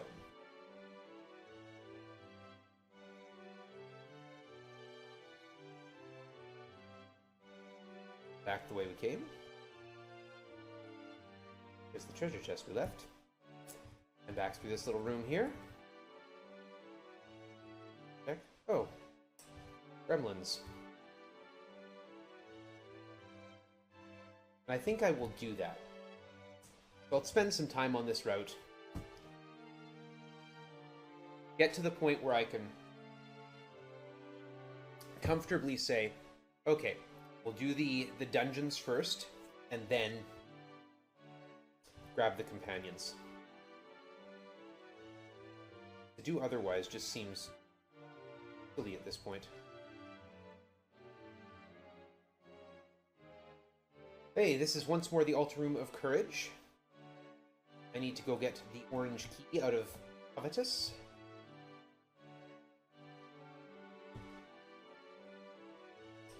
It's also taking a little extra time because I'm lighting things up, which is both for your benefit and mine. If I have to keep checking my map, I'm maybe not at the familiarity I should be with the dungeons. If I have to keep checking my map, it's slower. So might as well just open the... Might as well just use the light. Run! Run! Continue running.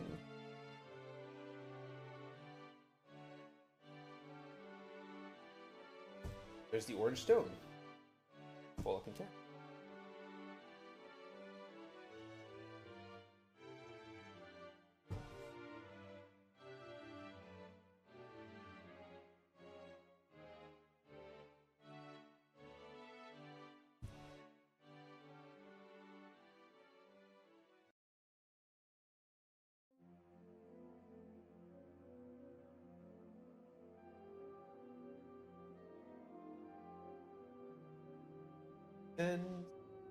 And I want to go to...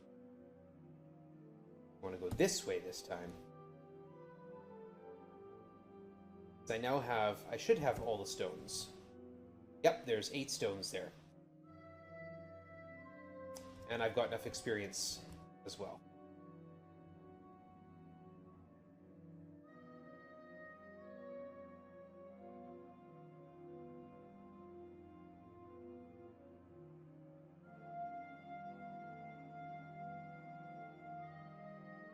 Four, 5, 6. The Altar Room of Love. Wonder if you could go and get married in the Altar Room of Love.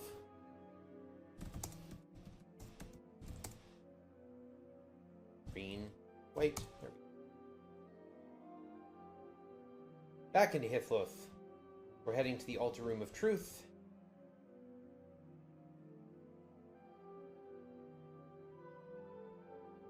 But we're only passing through. 1, 2. Back to the altar. Back to the fight screen for more Reapers.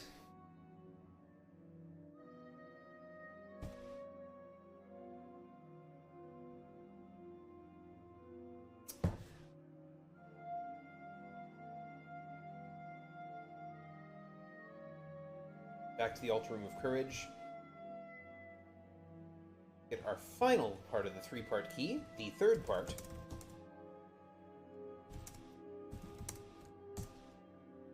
The only reason that, light it up again. The only reason I'm not doing the white stone after this is because I need the white stone first. Otherwise, I'd just exit out of here. Need the white stone in all of the altar rooms. Otherwise, I'd just exit out of here and then get the balloon. which is actually how the routing goes when, oh my goodness, when you can blink that spot. Blink is a lovely spell. It teleports you in a straight line. You don't always know where you're going to end up, but if you know how to read the map and manipulate it, you do know where you're going to end up, which is good.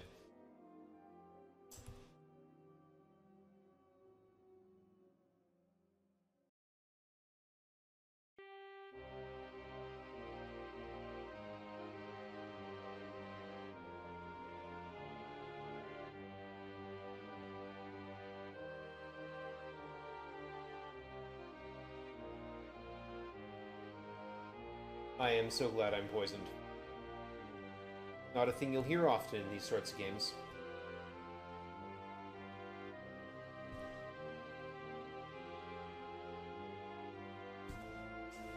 Okay, now we're exiting the dungeon complex. We're done with it. We've got the 3-part key.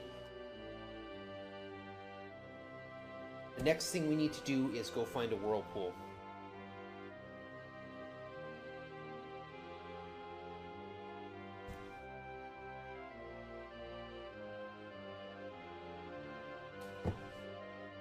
It's now 4:45 in the morning. I need the caffeine. Oh, must have just caught the tick. Okay. Is that my way up? Death Start. I know this. Yes. I do know it. I'm... Gremlin. One gremlin. Slime. Neither slime nor... As long as I can keep the gremlins away from me, gremlins aren't a threat. They don't have much in the way of hit points. Slime dies easy. This room, meanwhile...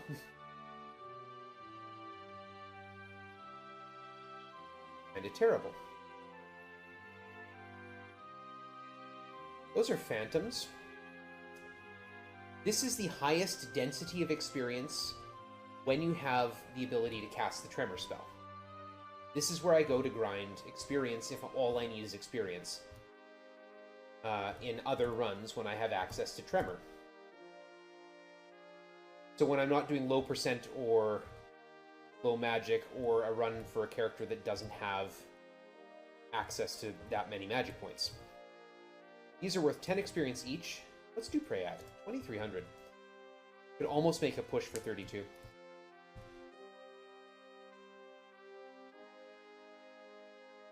After this fight, we'll hole up.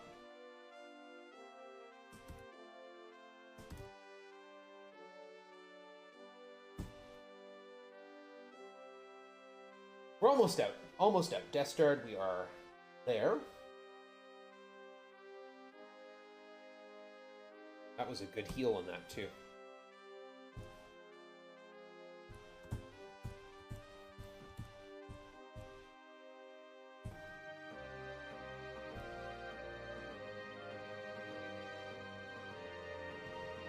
Across, climb up, go south, there's a Zorn, dead. We can ignore the ghosts unless they come and block me off. And over here is a fountain that will cure our poison. Delicious is curing poison, refreshing is healing. There's also bad fountains. Anyway, we're out of there. So from here, I need to get to Cove. Which means I'm going to go over here to the Moon Gate, south of Trinsic.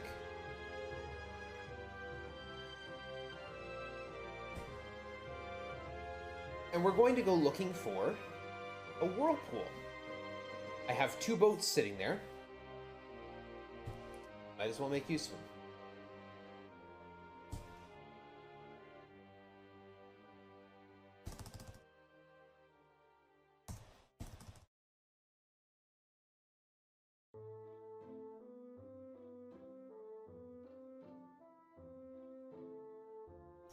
I should stay near here, so that it doesn't accidentally give me land enemies. You want to see what this is? What the gem does? It shows you this is the 32 by 32 section of the map that's loaded in. There are it won't show monsters on here, but there is no land anywhere around. A fellow central inhabitor. Yeah. I do inhabit the central.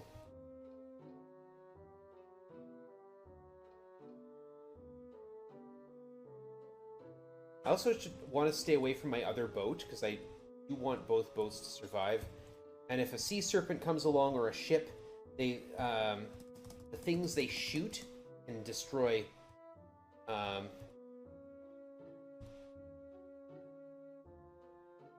boats on the map. It did 40 damage. It did 10 damage to my ship. I hate fighting off the boat side because this is really obnoxious. Ships heal over time. It's a random chance on every turn. And then I can use the wheel when it's at exactly 50. You can only use the wheel when a ship has exactly 50 hit points.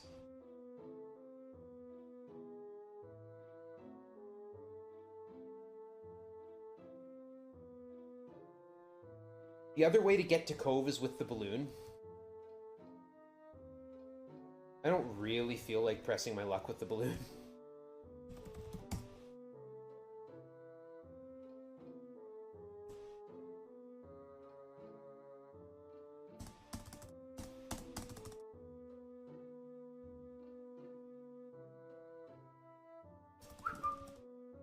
That is a sea serpent.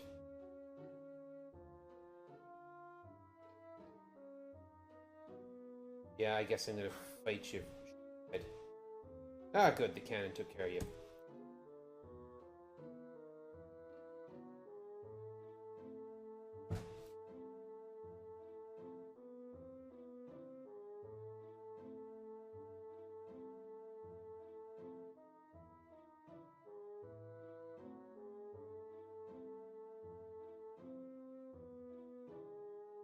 That is a squid.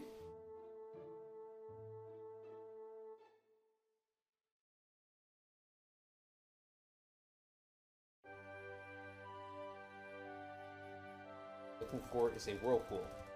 Not a storm, a whirlpool. Also watching my food.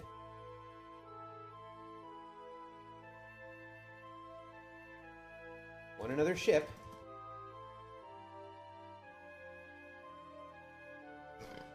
Pardon me, my goodness. My stomach does not seem to like my supper.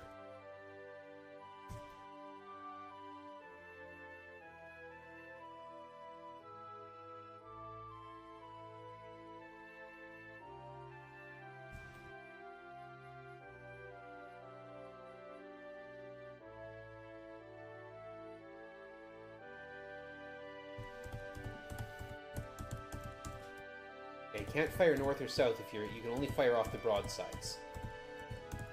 You have to actually turn the ship. The range of the cannon is only 3 squares.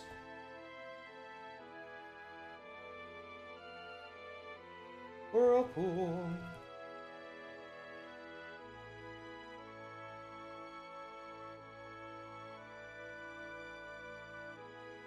It was the first thing to show up when I went to grind for a ship.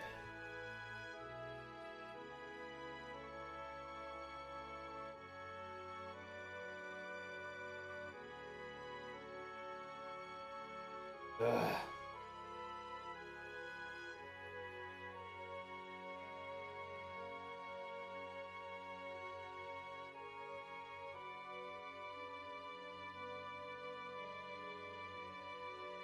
I'll give it a little bit more.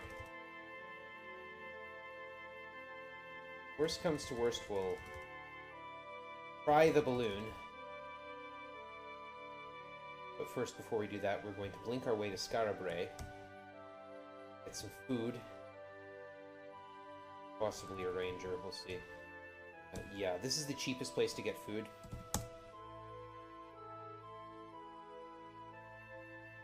Yeah, we'll grab our ranger so we don't have to come back here. I shouldn't tempt fate. I should just wait. I should just stand there, Because you know what? If I walk around there, a whirlpool will show up. Because the game knows.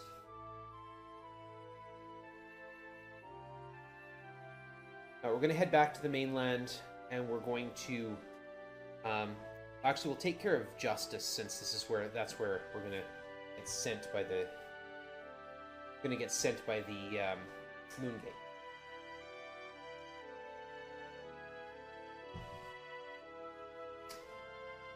And then we will try and do Balloon to Cove, which is harder than it sounds. And frankly, it sounds pretty tricky.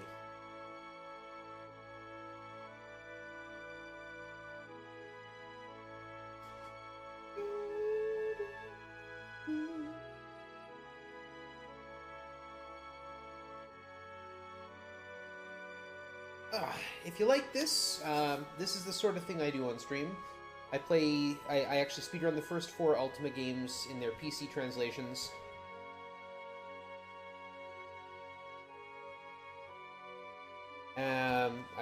I do the Bard's Tale as well, which I'm going to be playing tomorrow at a slightly more reasonable hour. And then this is where I get the Rune of Justice. I also speedrun a game called Avernum, which you might have seen yesterday. I work on speedruns on stream. I write music on stream. I play music on stream sometimes. I haven't done a proper music stream in ages, unfortunately.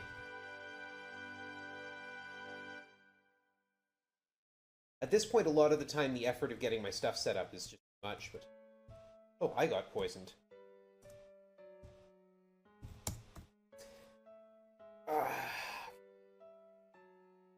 Get justice done.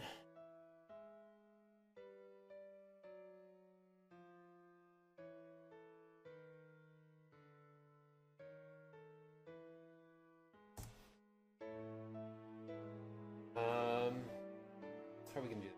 We're gonna go...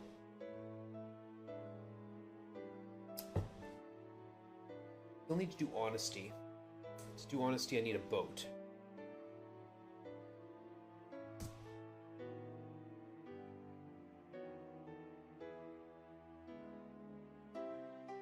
Rerouting on the fly. Okay, so I need to do honesty. I've got Mariah already. I've got everything I need from there. I just need a boat. Yeah. Oh, good. Camino and Jana both are poisoned. That's fine.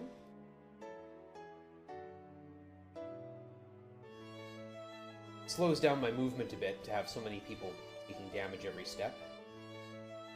Please, no. I don't want to fight you, skeletons.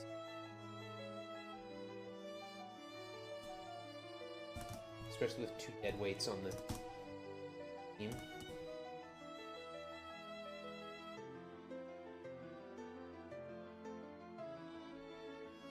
Make my way back south.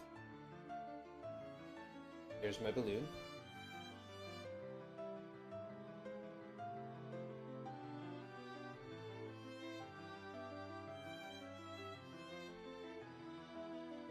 I missed my descent point. There we go.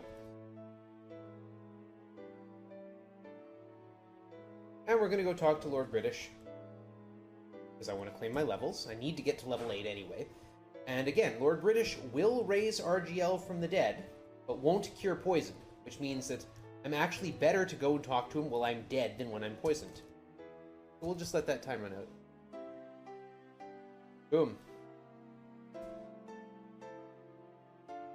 Not quite as fancy as the magic carpet with 8 convenient seats. Yeah, that is much nicer.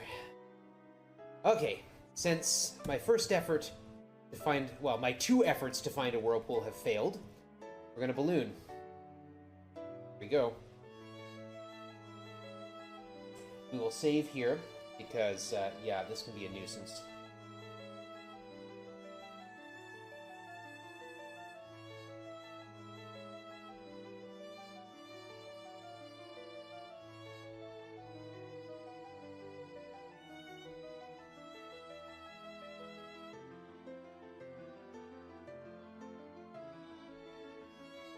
Trying to line things up on a tiny little map. Ah! I want the west wind. Okay, we'll use the west wind for some. Oops, no! I know!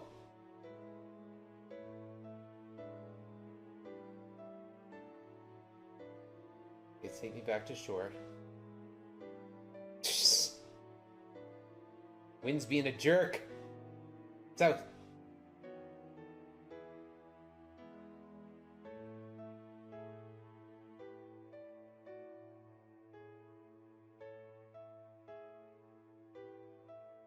Get better alignment if I go further north.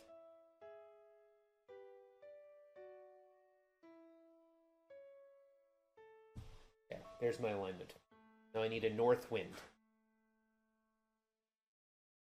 Everybody in chat. North wind. North wind. North wind. North wind. There it is. Thank you, chat.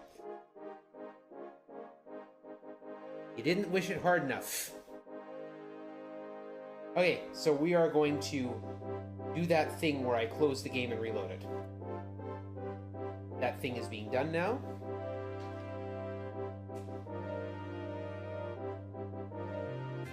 Okay, actually we'll stop that. We're going to do a direct start, which is something that is allowed under the speedrunning rules.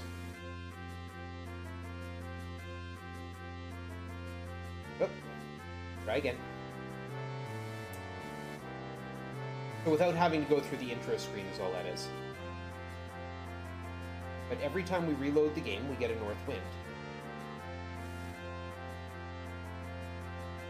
All I need it to do is carry me far enough.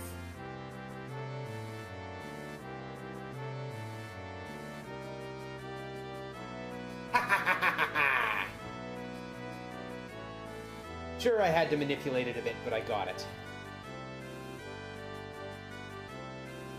And I need the Candle of Love. Alright, make sure I got that. Now, we're going to save. Board. I need to get... Yep, I need to go north, that's fine. Be west wind. West wind. Okay, fine. Actually, you know what? That's not right.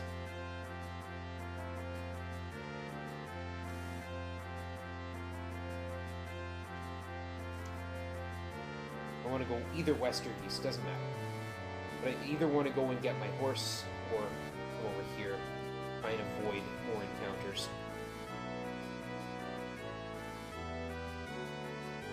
Oh, no, this is right. You can tell I'm tired when I can't recognize land masses that I've known very well for a long time. This is the town of Minok. It's the town of sacrifice. We're going to find a sacrifice here. Her name is Julia. She's a tinker.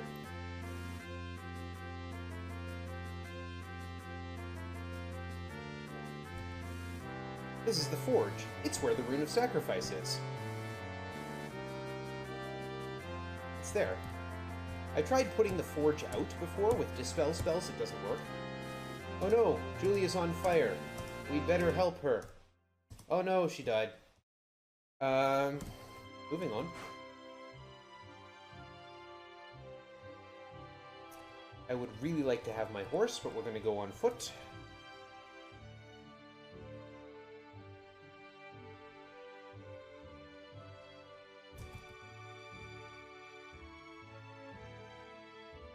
Okay. Indecision. I would really prefer to have my horse so I don't get all these little fights.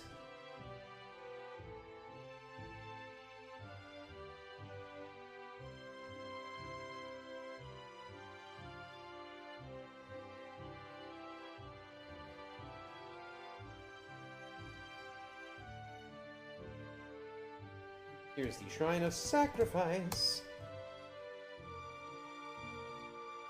And the song you learn in Minok to learn the mantra is, "The raven sees, the raven saw, and in the corn he saith, Caw, C-A-H." Now, I don't know if you've ever heard a raven, but the sound they make is not really meditative. So whenever I The raven sees, the raven saw, and in the corner he saith, "Ah!" And I'm not sure that I would want to meditate. Thinking of sacrifice, thinking of sacrifice, thinking of how I can be a part of the world, be a part of the good in the world, give of myself selflessly. Ah! Ah! Ah! Ah! Not a very meditative moment. You may have noticed that between my food and gold counter, we're starting to build a little picture there. That every time we get a partial avatar hood, of course, why not get a full fight of trolls? Every time we get a partial avatar hood, we make another line of that 8-line picture. It forms an ankh when it's done, but it also tells me what I still have to do, and in this case, honesty, compassion, and spirituality have yet to be completed. Quote the raven. Yeah, pretty much. Spirituality is up here. We've spent enough time.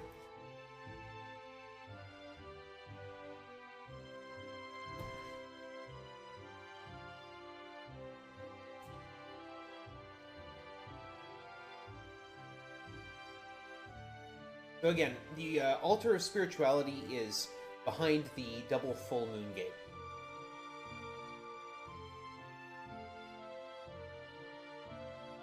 So right here. It would be a really bad time to find out that at the beginning of the game I'd forgotten to pick up the Rune of Spirituality. Things like that have happened to me in runs, though. It's like, oh, I didn't get that thing yet. Shoot. It's like getting all the way to the end of the game and then realizing you don't have the 3-part key, or realizing you forgot to pick up the black stone. Anyone who's run this game, by which I mean me and the other guy who runs it, has done that. We've forgotten something trivial that just ends the run at the end of the game.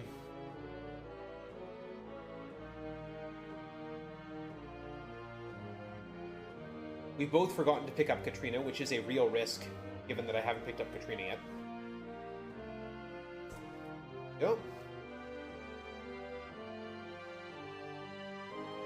Zippity zoop.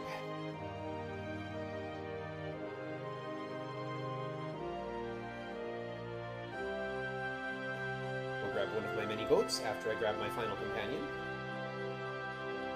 Katrina, join me. Pay no attention to the other corpses.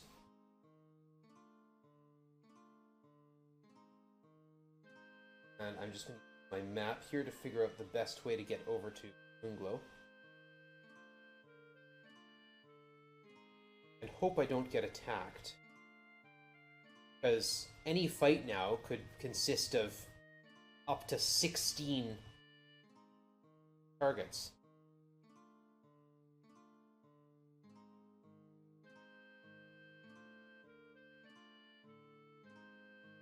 Die!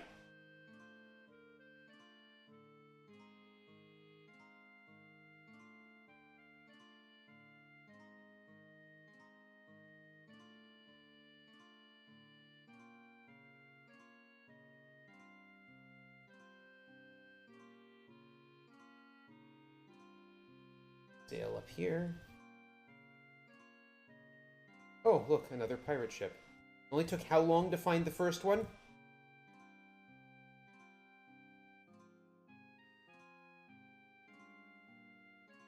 Sail along the reefs.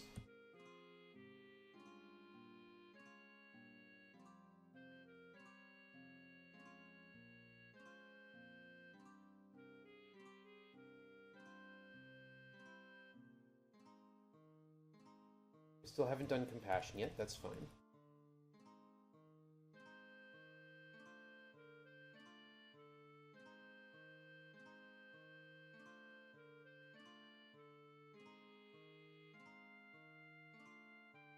The wind is just stuck in the north. Of course, that's when I have to sail north.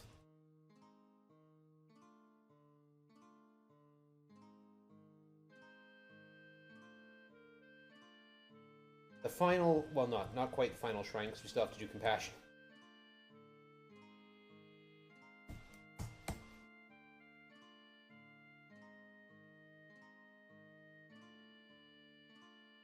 there. Where are we going to...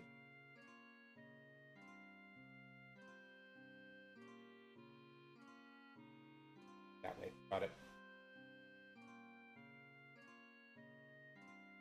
I don't want to mistype a mantra, because if I put in the wrong mantra, I will lose my 8th in spirituality and lose 3 points in spirituality. Meaning I have to go and get 3 more points in spirituality and then go back and meditate and spirituality again. I do not want to do these things.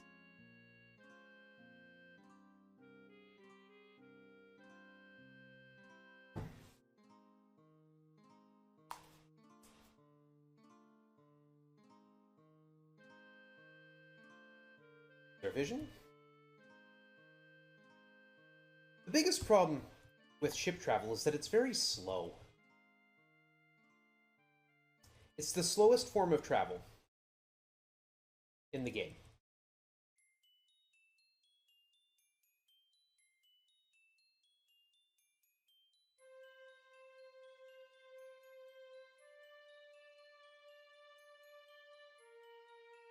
It wouldn't be... Game. Actually, I'm half surprised it hasn't thrown a whirlpool at me now that I managed to balloon my way over to Cove.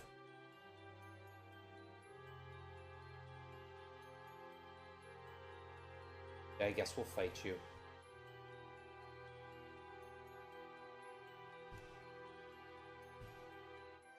You might have noticed my gold go down there. Pirates, or rogues steal money when they attack. They don't always do it. They're not like gremlins that always steal 25 food every attack.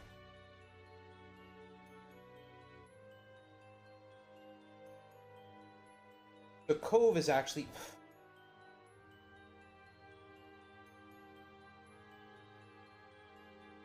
Cove is actually just north of where we are.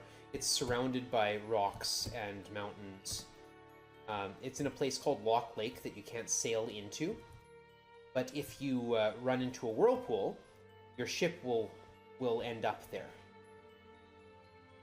Which is a bit of a continuity situation. Yeah, it's just north of here.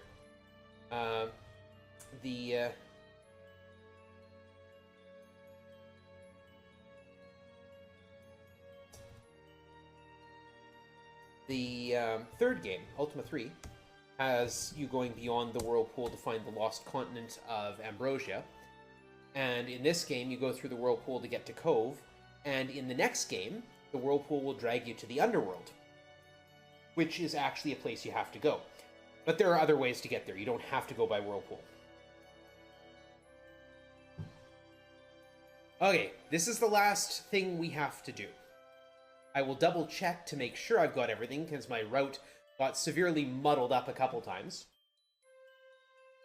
But this should be the last thing we have to do.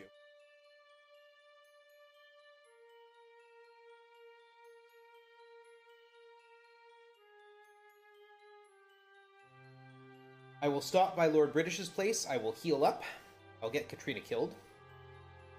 I will stop by Lord British's place and heal up. And then I will take a Moongate back to Magencia. Maybe get Katrina killed. If we ever get off there. Oh, great. She's the only one who got poisoned, too. Fantastic. Oh my goodness.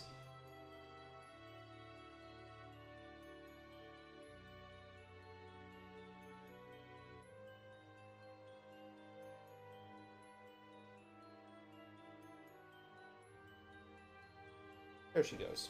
I got a point of sacrifice for that, too. Not that I need it.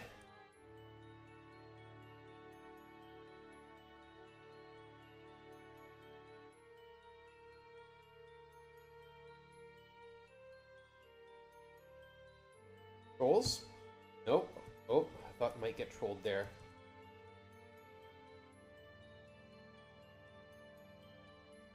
We're just going to go to Lord British's place and heal. The only person that Lord British will raise from the dead is whoever the Avatar candidate is. RGL in this case.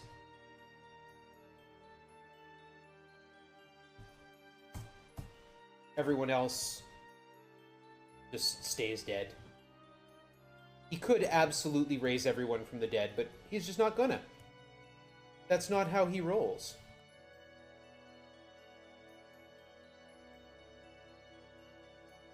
So we'll kill some skeletons, because why not?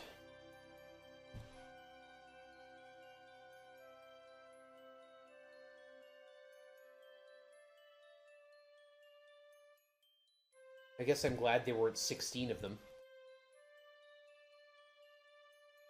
Enemy types also come with other enemy types, like skeletons will show up or wizards will show up alongside them. Alright. Orcs will show up with trolls, trolls will show up with ettins, ettins will show up with demons, and demons will show up with balrons, which means that you can actually get an orc that goes up that chain to a balron.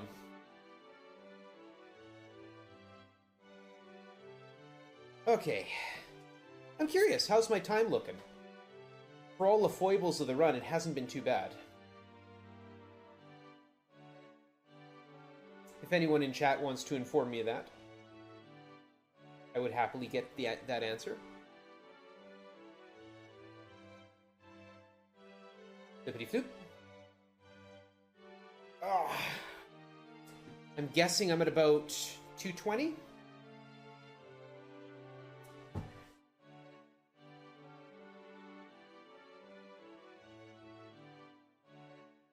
Anyway, we're coming in on the final dungeon, the Great Stygian Abyss. I don't need my map, I've done it so many times, but we'll get it open just in case, because I am, and this is true, extremely tired.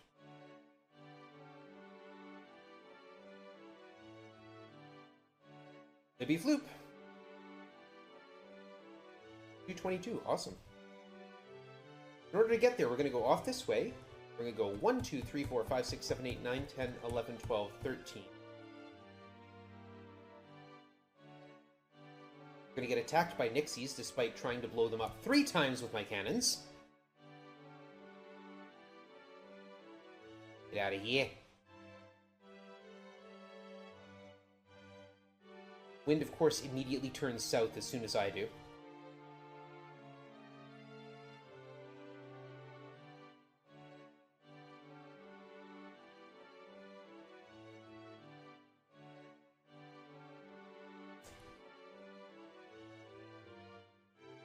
So we'll accept the slow progress and just sail against the wind, I guess.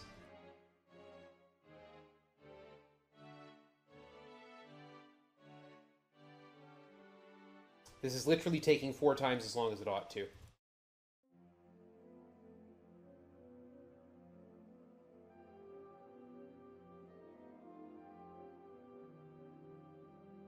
Okay, this is how fast it should go. Except, of course, now I'm sailing. How did I miss it? I guess I didn't go far enough. Okay, here we are. When we enter into this cove, 8 ghost pirates will appear. They're just ordinary pirates.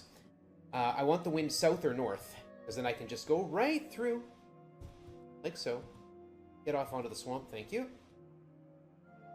And just ignore them. Yep, they're poisoned, that's fine. We need them to be, in fact.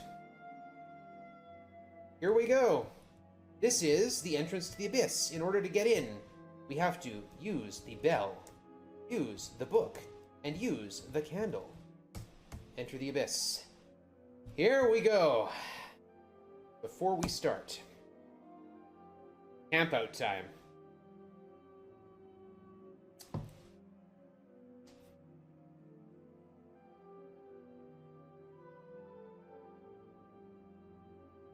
So quite often, because I don't have magic to help me out, I have to actually stop to kill things that otherwise I would just ignore, like so.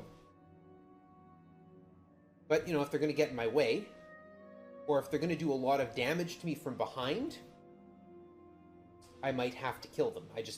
It may just be better.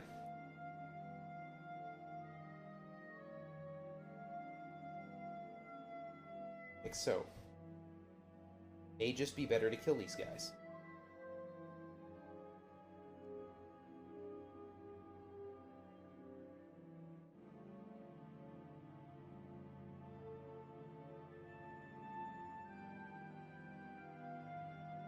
Now, I know earlier I said it's not so bad if Dupre gets killed, or if RGL gets killed. It is terrible if Dupre does. At this point, I don't want anyone to die. We need some flaming oil.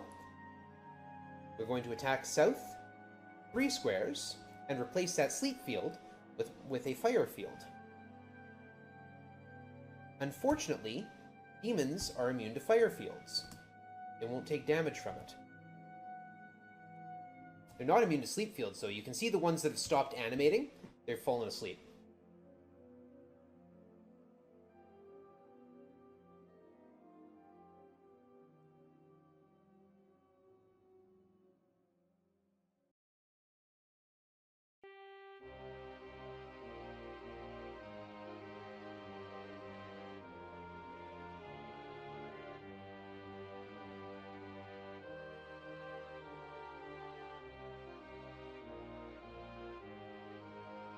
Get through there, thank you. And by killing the ones that are asleep, some of them will start this fight asleep. Because again, the game doesn't clear sleep flags properly. This just buys me a little extra time. I can maybe run straight through here.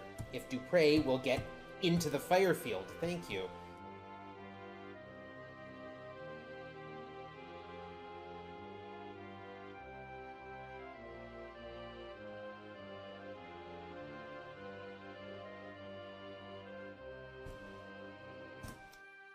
Never played an Ultima game before. This is a good one to start with. Ultima IV is free, and has been free for a long time. You can go on GOG.com right now and search for Ultima IV, and download it for free. It's absolutely free. Legally, this is not a trick. This isn't free in the same way that like Skyrim is free or anything like that. This is actually legitimately EA sanctioned free game. We are going to clear this out because Dupre is low on hit points.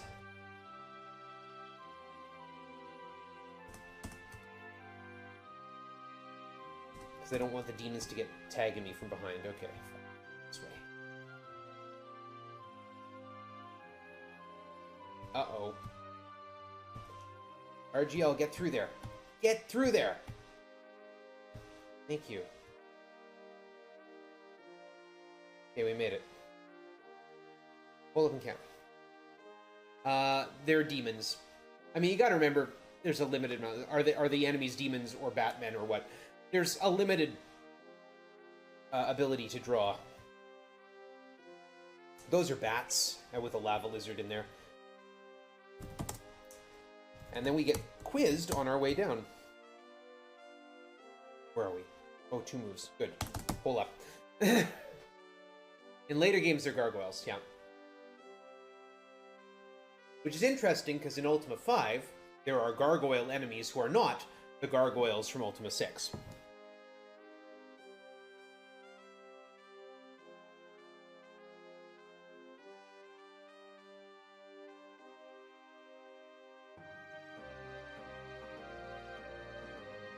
Also, interestingly, the gargoyles in Ultima 6 never show the same sorts of powers that they do in Ultima 5. Like, the ability to summon more demons, or the ability to possess your party.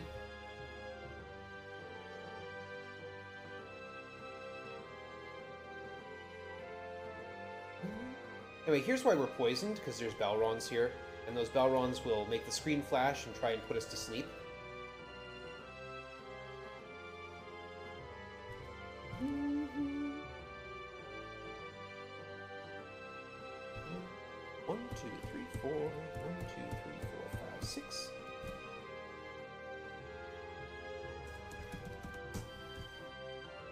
Where are we?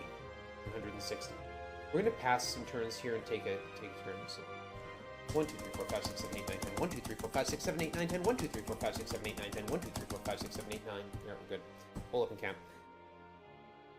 We got to take the time to do this because I need both characters to survive. I mean, I don't really, but if one character dies, I'm in real dire straits for getting through. So sometimes we're just going to have to take a little bit of time. If you don't walk through the middle of this room, those demons never get freed, and it doesn't matter what you do.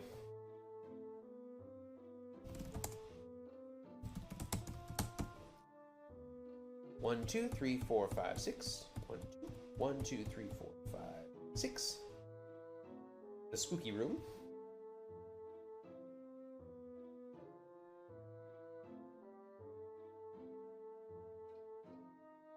Kindly stop picking on Dupre. Stop picking on my paladin.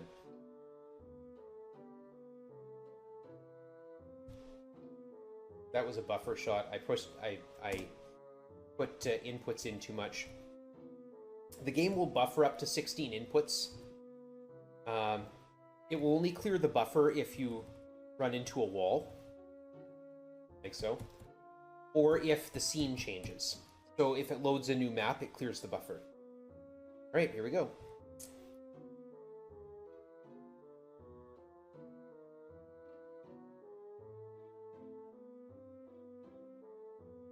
So if you get attacked, it will load and it will clear the buffer, so you don't accidentally, run into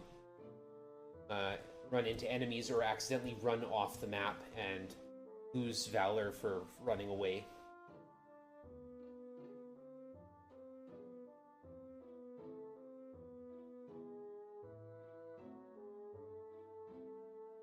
I want to just kill that Kaiser. There we go.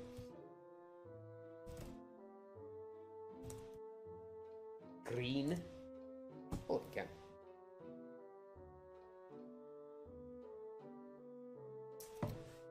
Probably didn't wait long enough. Probably no effect. Oh, no, good. Fantastic. Okay. This is actually getting trolled.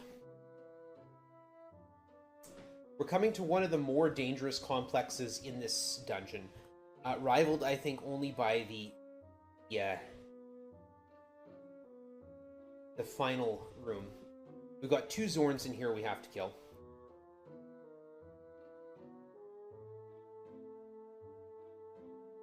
Zorns walk through walls. We have to wait for them to come down to us. Because I can't dispel the field while there's magic negation in effect. But in case you've forgotten, we are using 12 spells. We have 4 left.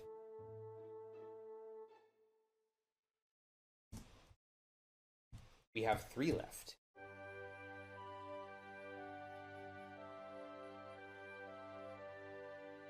Thank you.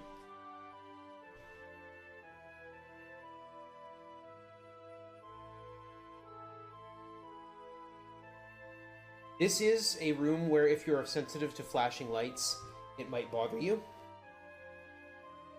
That's a lot of Reapers, 10 in fact. They cause problems if you're sensitive to flashing lights, because they keep trying to put me to sleep.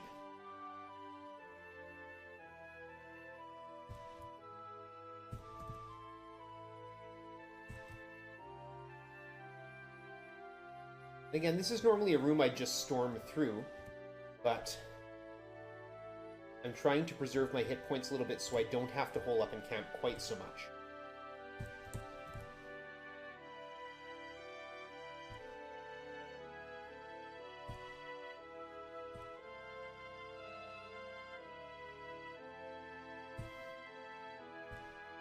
The fact that the game buffers up to 16 inputs too is something I will make use of at the end of the game.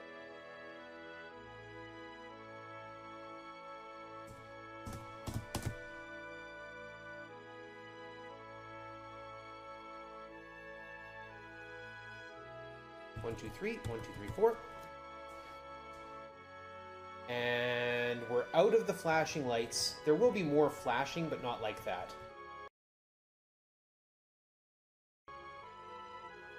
Quick check my move count. We'll go down to floor 6 in a moment. That is the room maze. 1, 2, 3, 4, 5. There's another stone. Sacrifice orange. 1, 2, 1, 1, and 1. This is the only place you can enter into the room maze and actually get through it.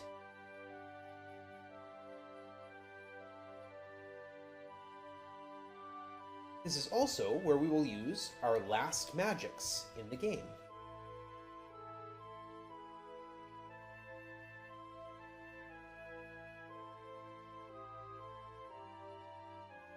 Annie M, it's a twister, it's a twister.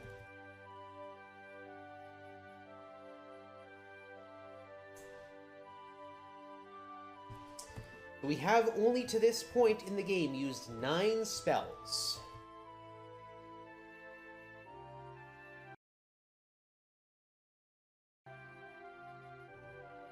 Just making sure I got the magic one. We have used our 10th spell.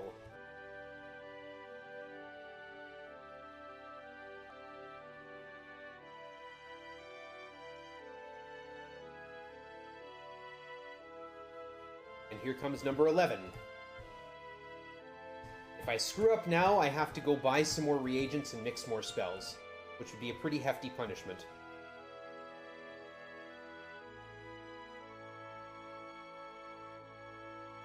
And there is our last spell. We will not be casting another spell until the end of the game.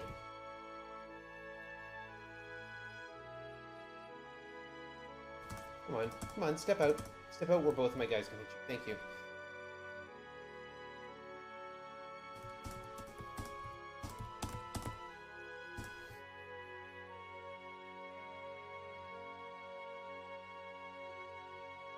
Keeping track of time on my timestamps for my spells.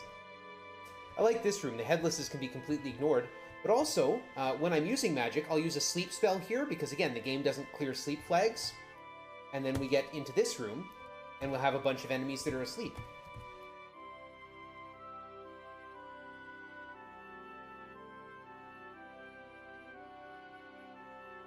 We're going to kill a bunch of mages that normally we wouldn't. Normally we'd just use a tremor and walk through where we can. But I can't use a tremor. You can tell how tired I am by how many misdirected attacks I make.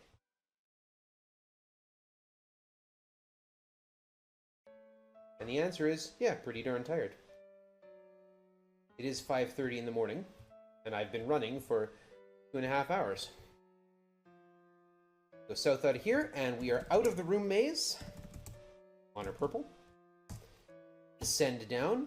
Room level 7 is easy. Always go north, then west. Thank you, Manic Ascendant, for telling me spell 1 was at 1 hour and 7, and spell 10 was at 2 hour 35. Game. Can't even let me rest.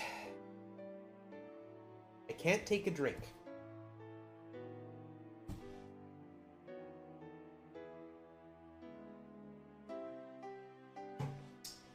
A liter of Coke. Cheers, everybody. Kill that guy, and then usually it's pretty clean getting out of here.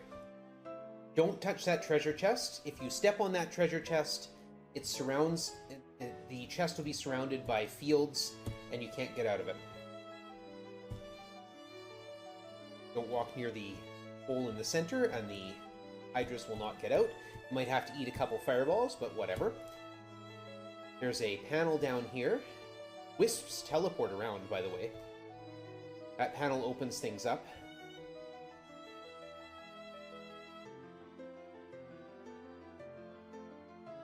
Fun fact, I don't think it applies to enemies, but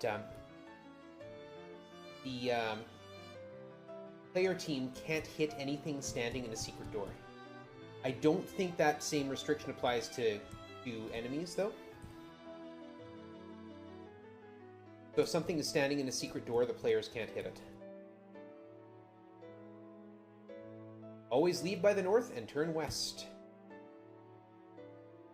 I'm going to send Dupre to hit that secret doors down here. 2, 3. Now I'm going to very carefully not walk out. Because if someone leaves by one entrance, you can't then turn around and go out another one. And there we go!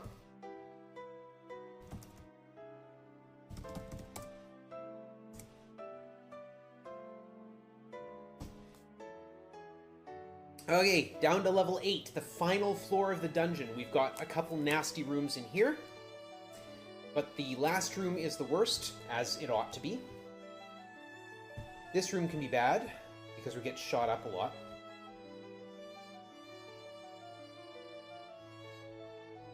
Fortunately, it wasn't too much trouble. This next room is full of lava. And of course, we have to walk through some of it to hit some of the panels.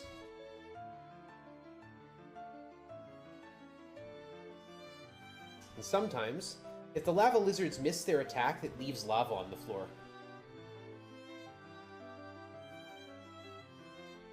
Trying very carefully to control two characters.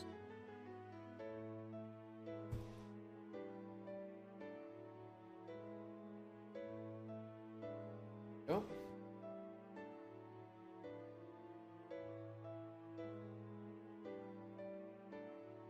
I don't have to fight you guys. But I am going to run around a bit.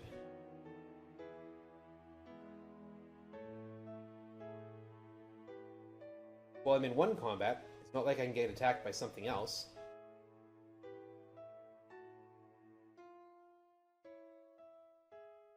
I want to do one last hole up in camp before...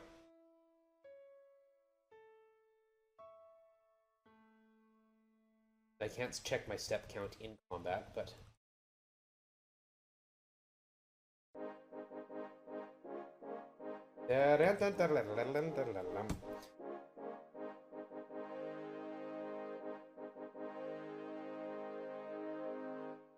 Okay, the last two rooms. There's the infamous companion room, which comes up next. Right here.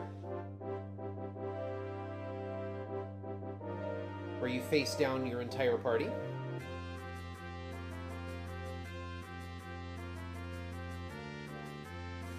pray mirror match. And then, the final room in the game. Here we go. The plan is, just shoot for a while. I need to get one person onto that treasure chest. That opens up a secret door in the south, and an exit in the north. We ignore the exit in the north. The secret door is what I want, because it has a panel that opens up the exit to the west. Or to the east, rather. When we open the exit to the east, that's the way we go out. And then we have our final altar to place the black stone on. And once we have done that, we enter into the final quiz, and the game is shortly over. That's right, the end boss of this game is a quiz to see how well you learned the lessons of the game.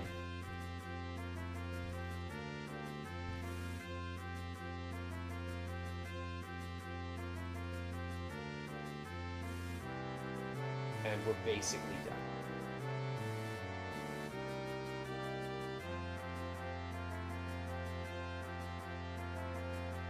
And out we go. Use stone, humility, black.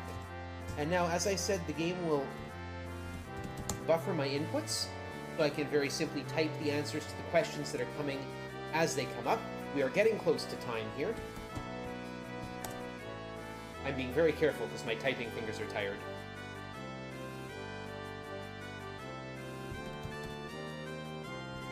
And I half suspect this is a new PB.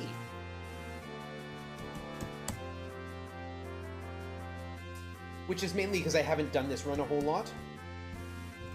I'm not sure I typed that correctly, so I'm going to wait till it shows up. Yeah. I can also type slowly, I don't have to rush. Because I've got all this time in which to put in the letters.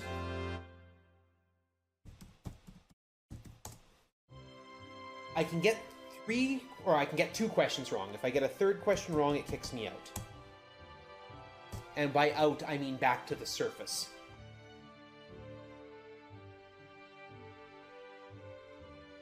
Which would mean having to go through the last dungeon again. Okay, got after these 2, after love pops up, there's 2 more questions to answer.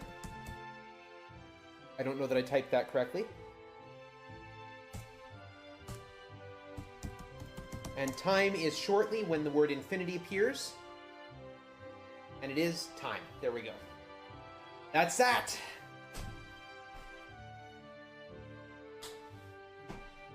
Ultima IV in 12 spells.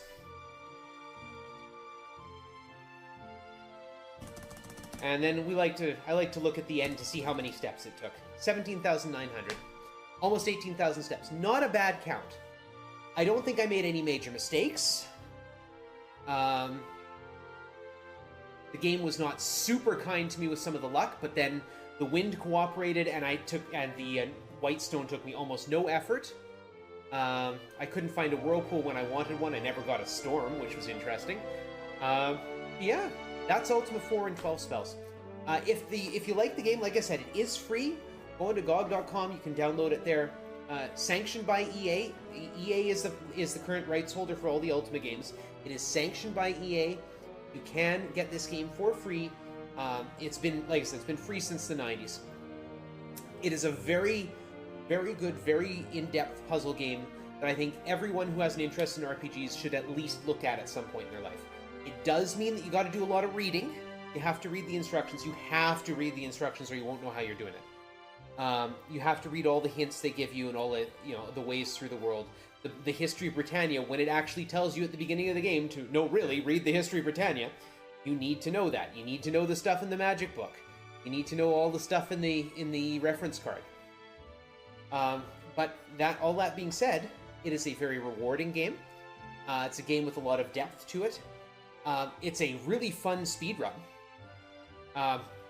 The 100% no major glitches probably will run you about 75 minutes when you get good at it, assuming moderately good luck.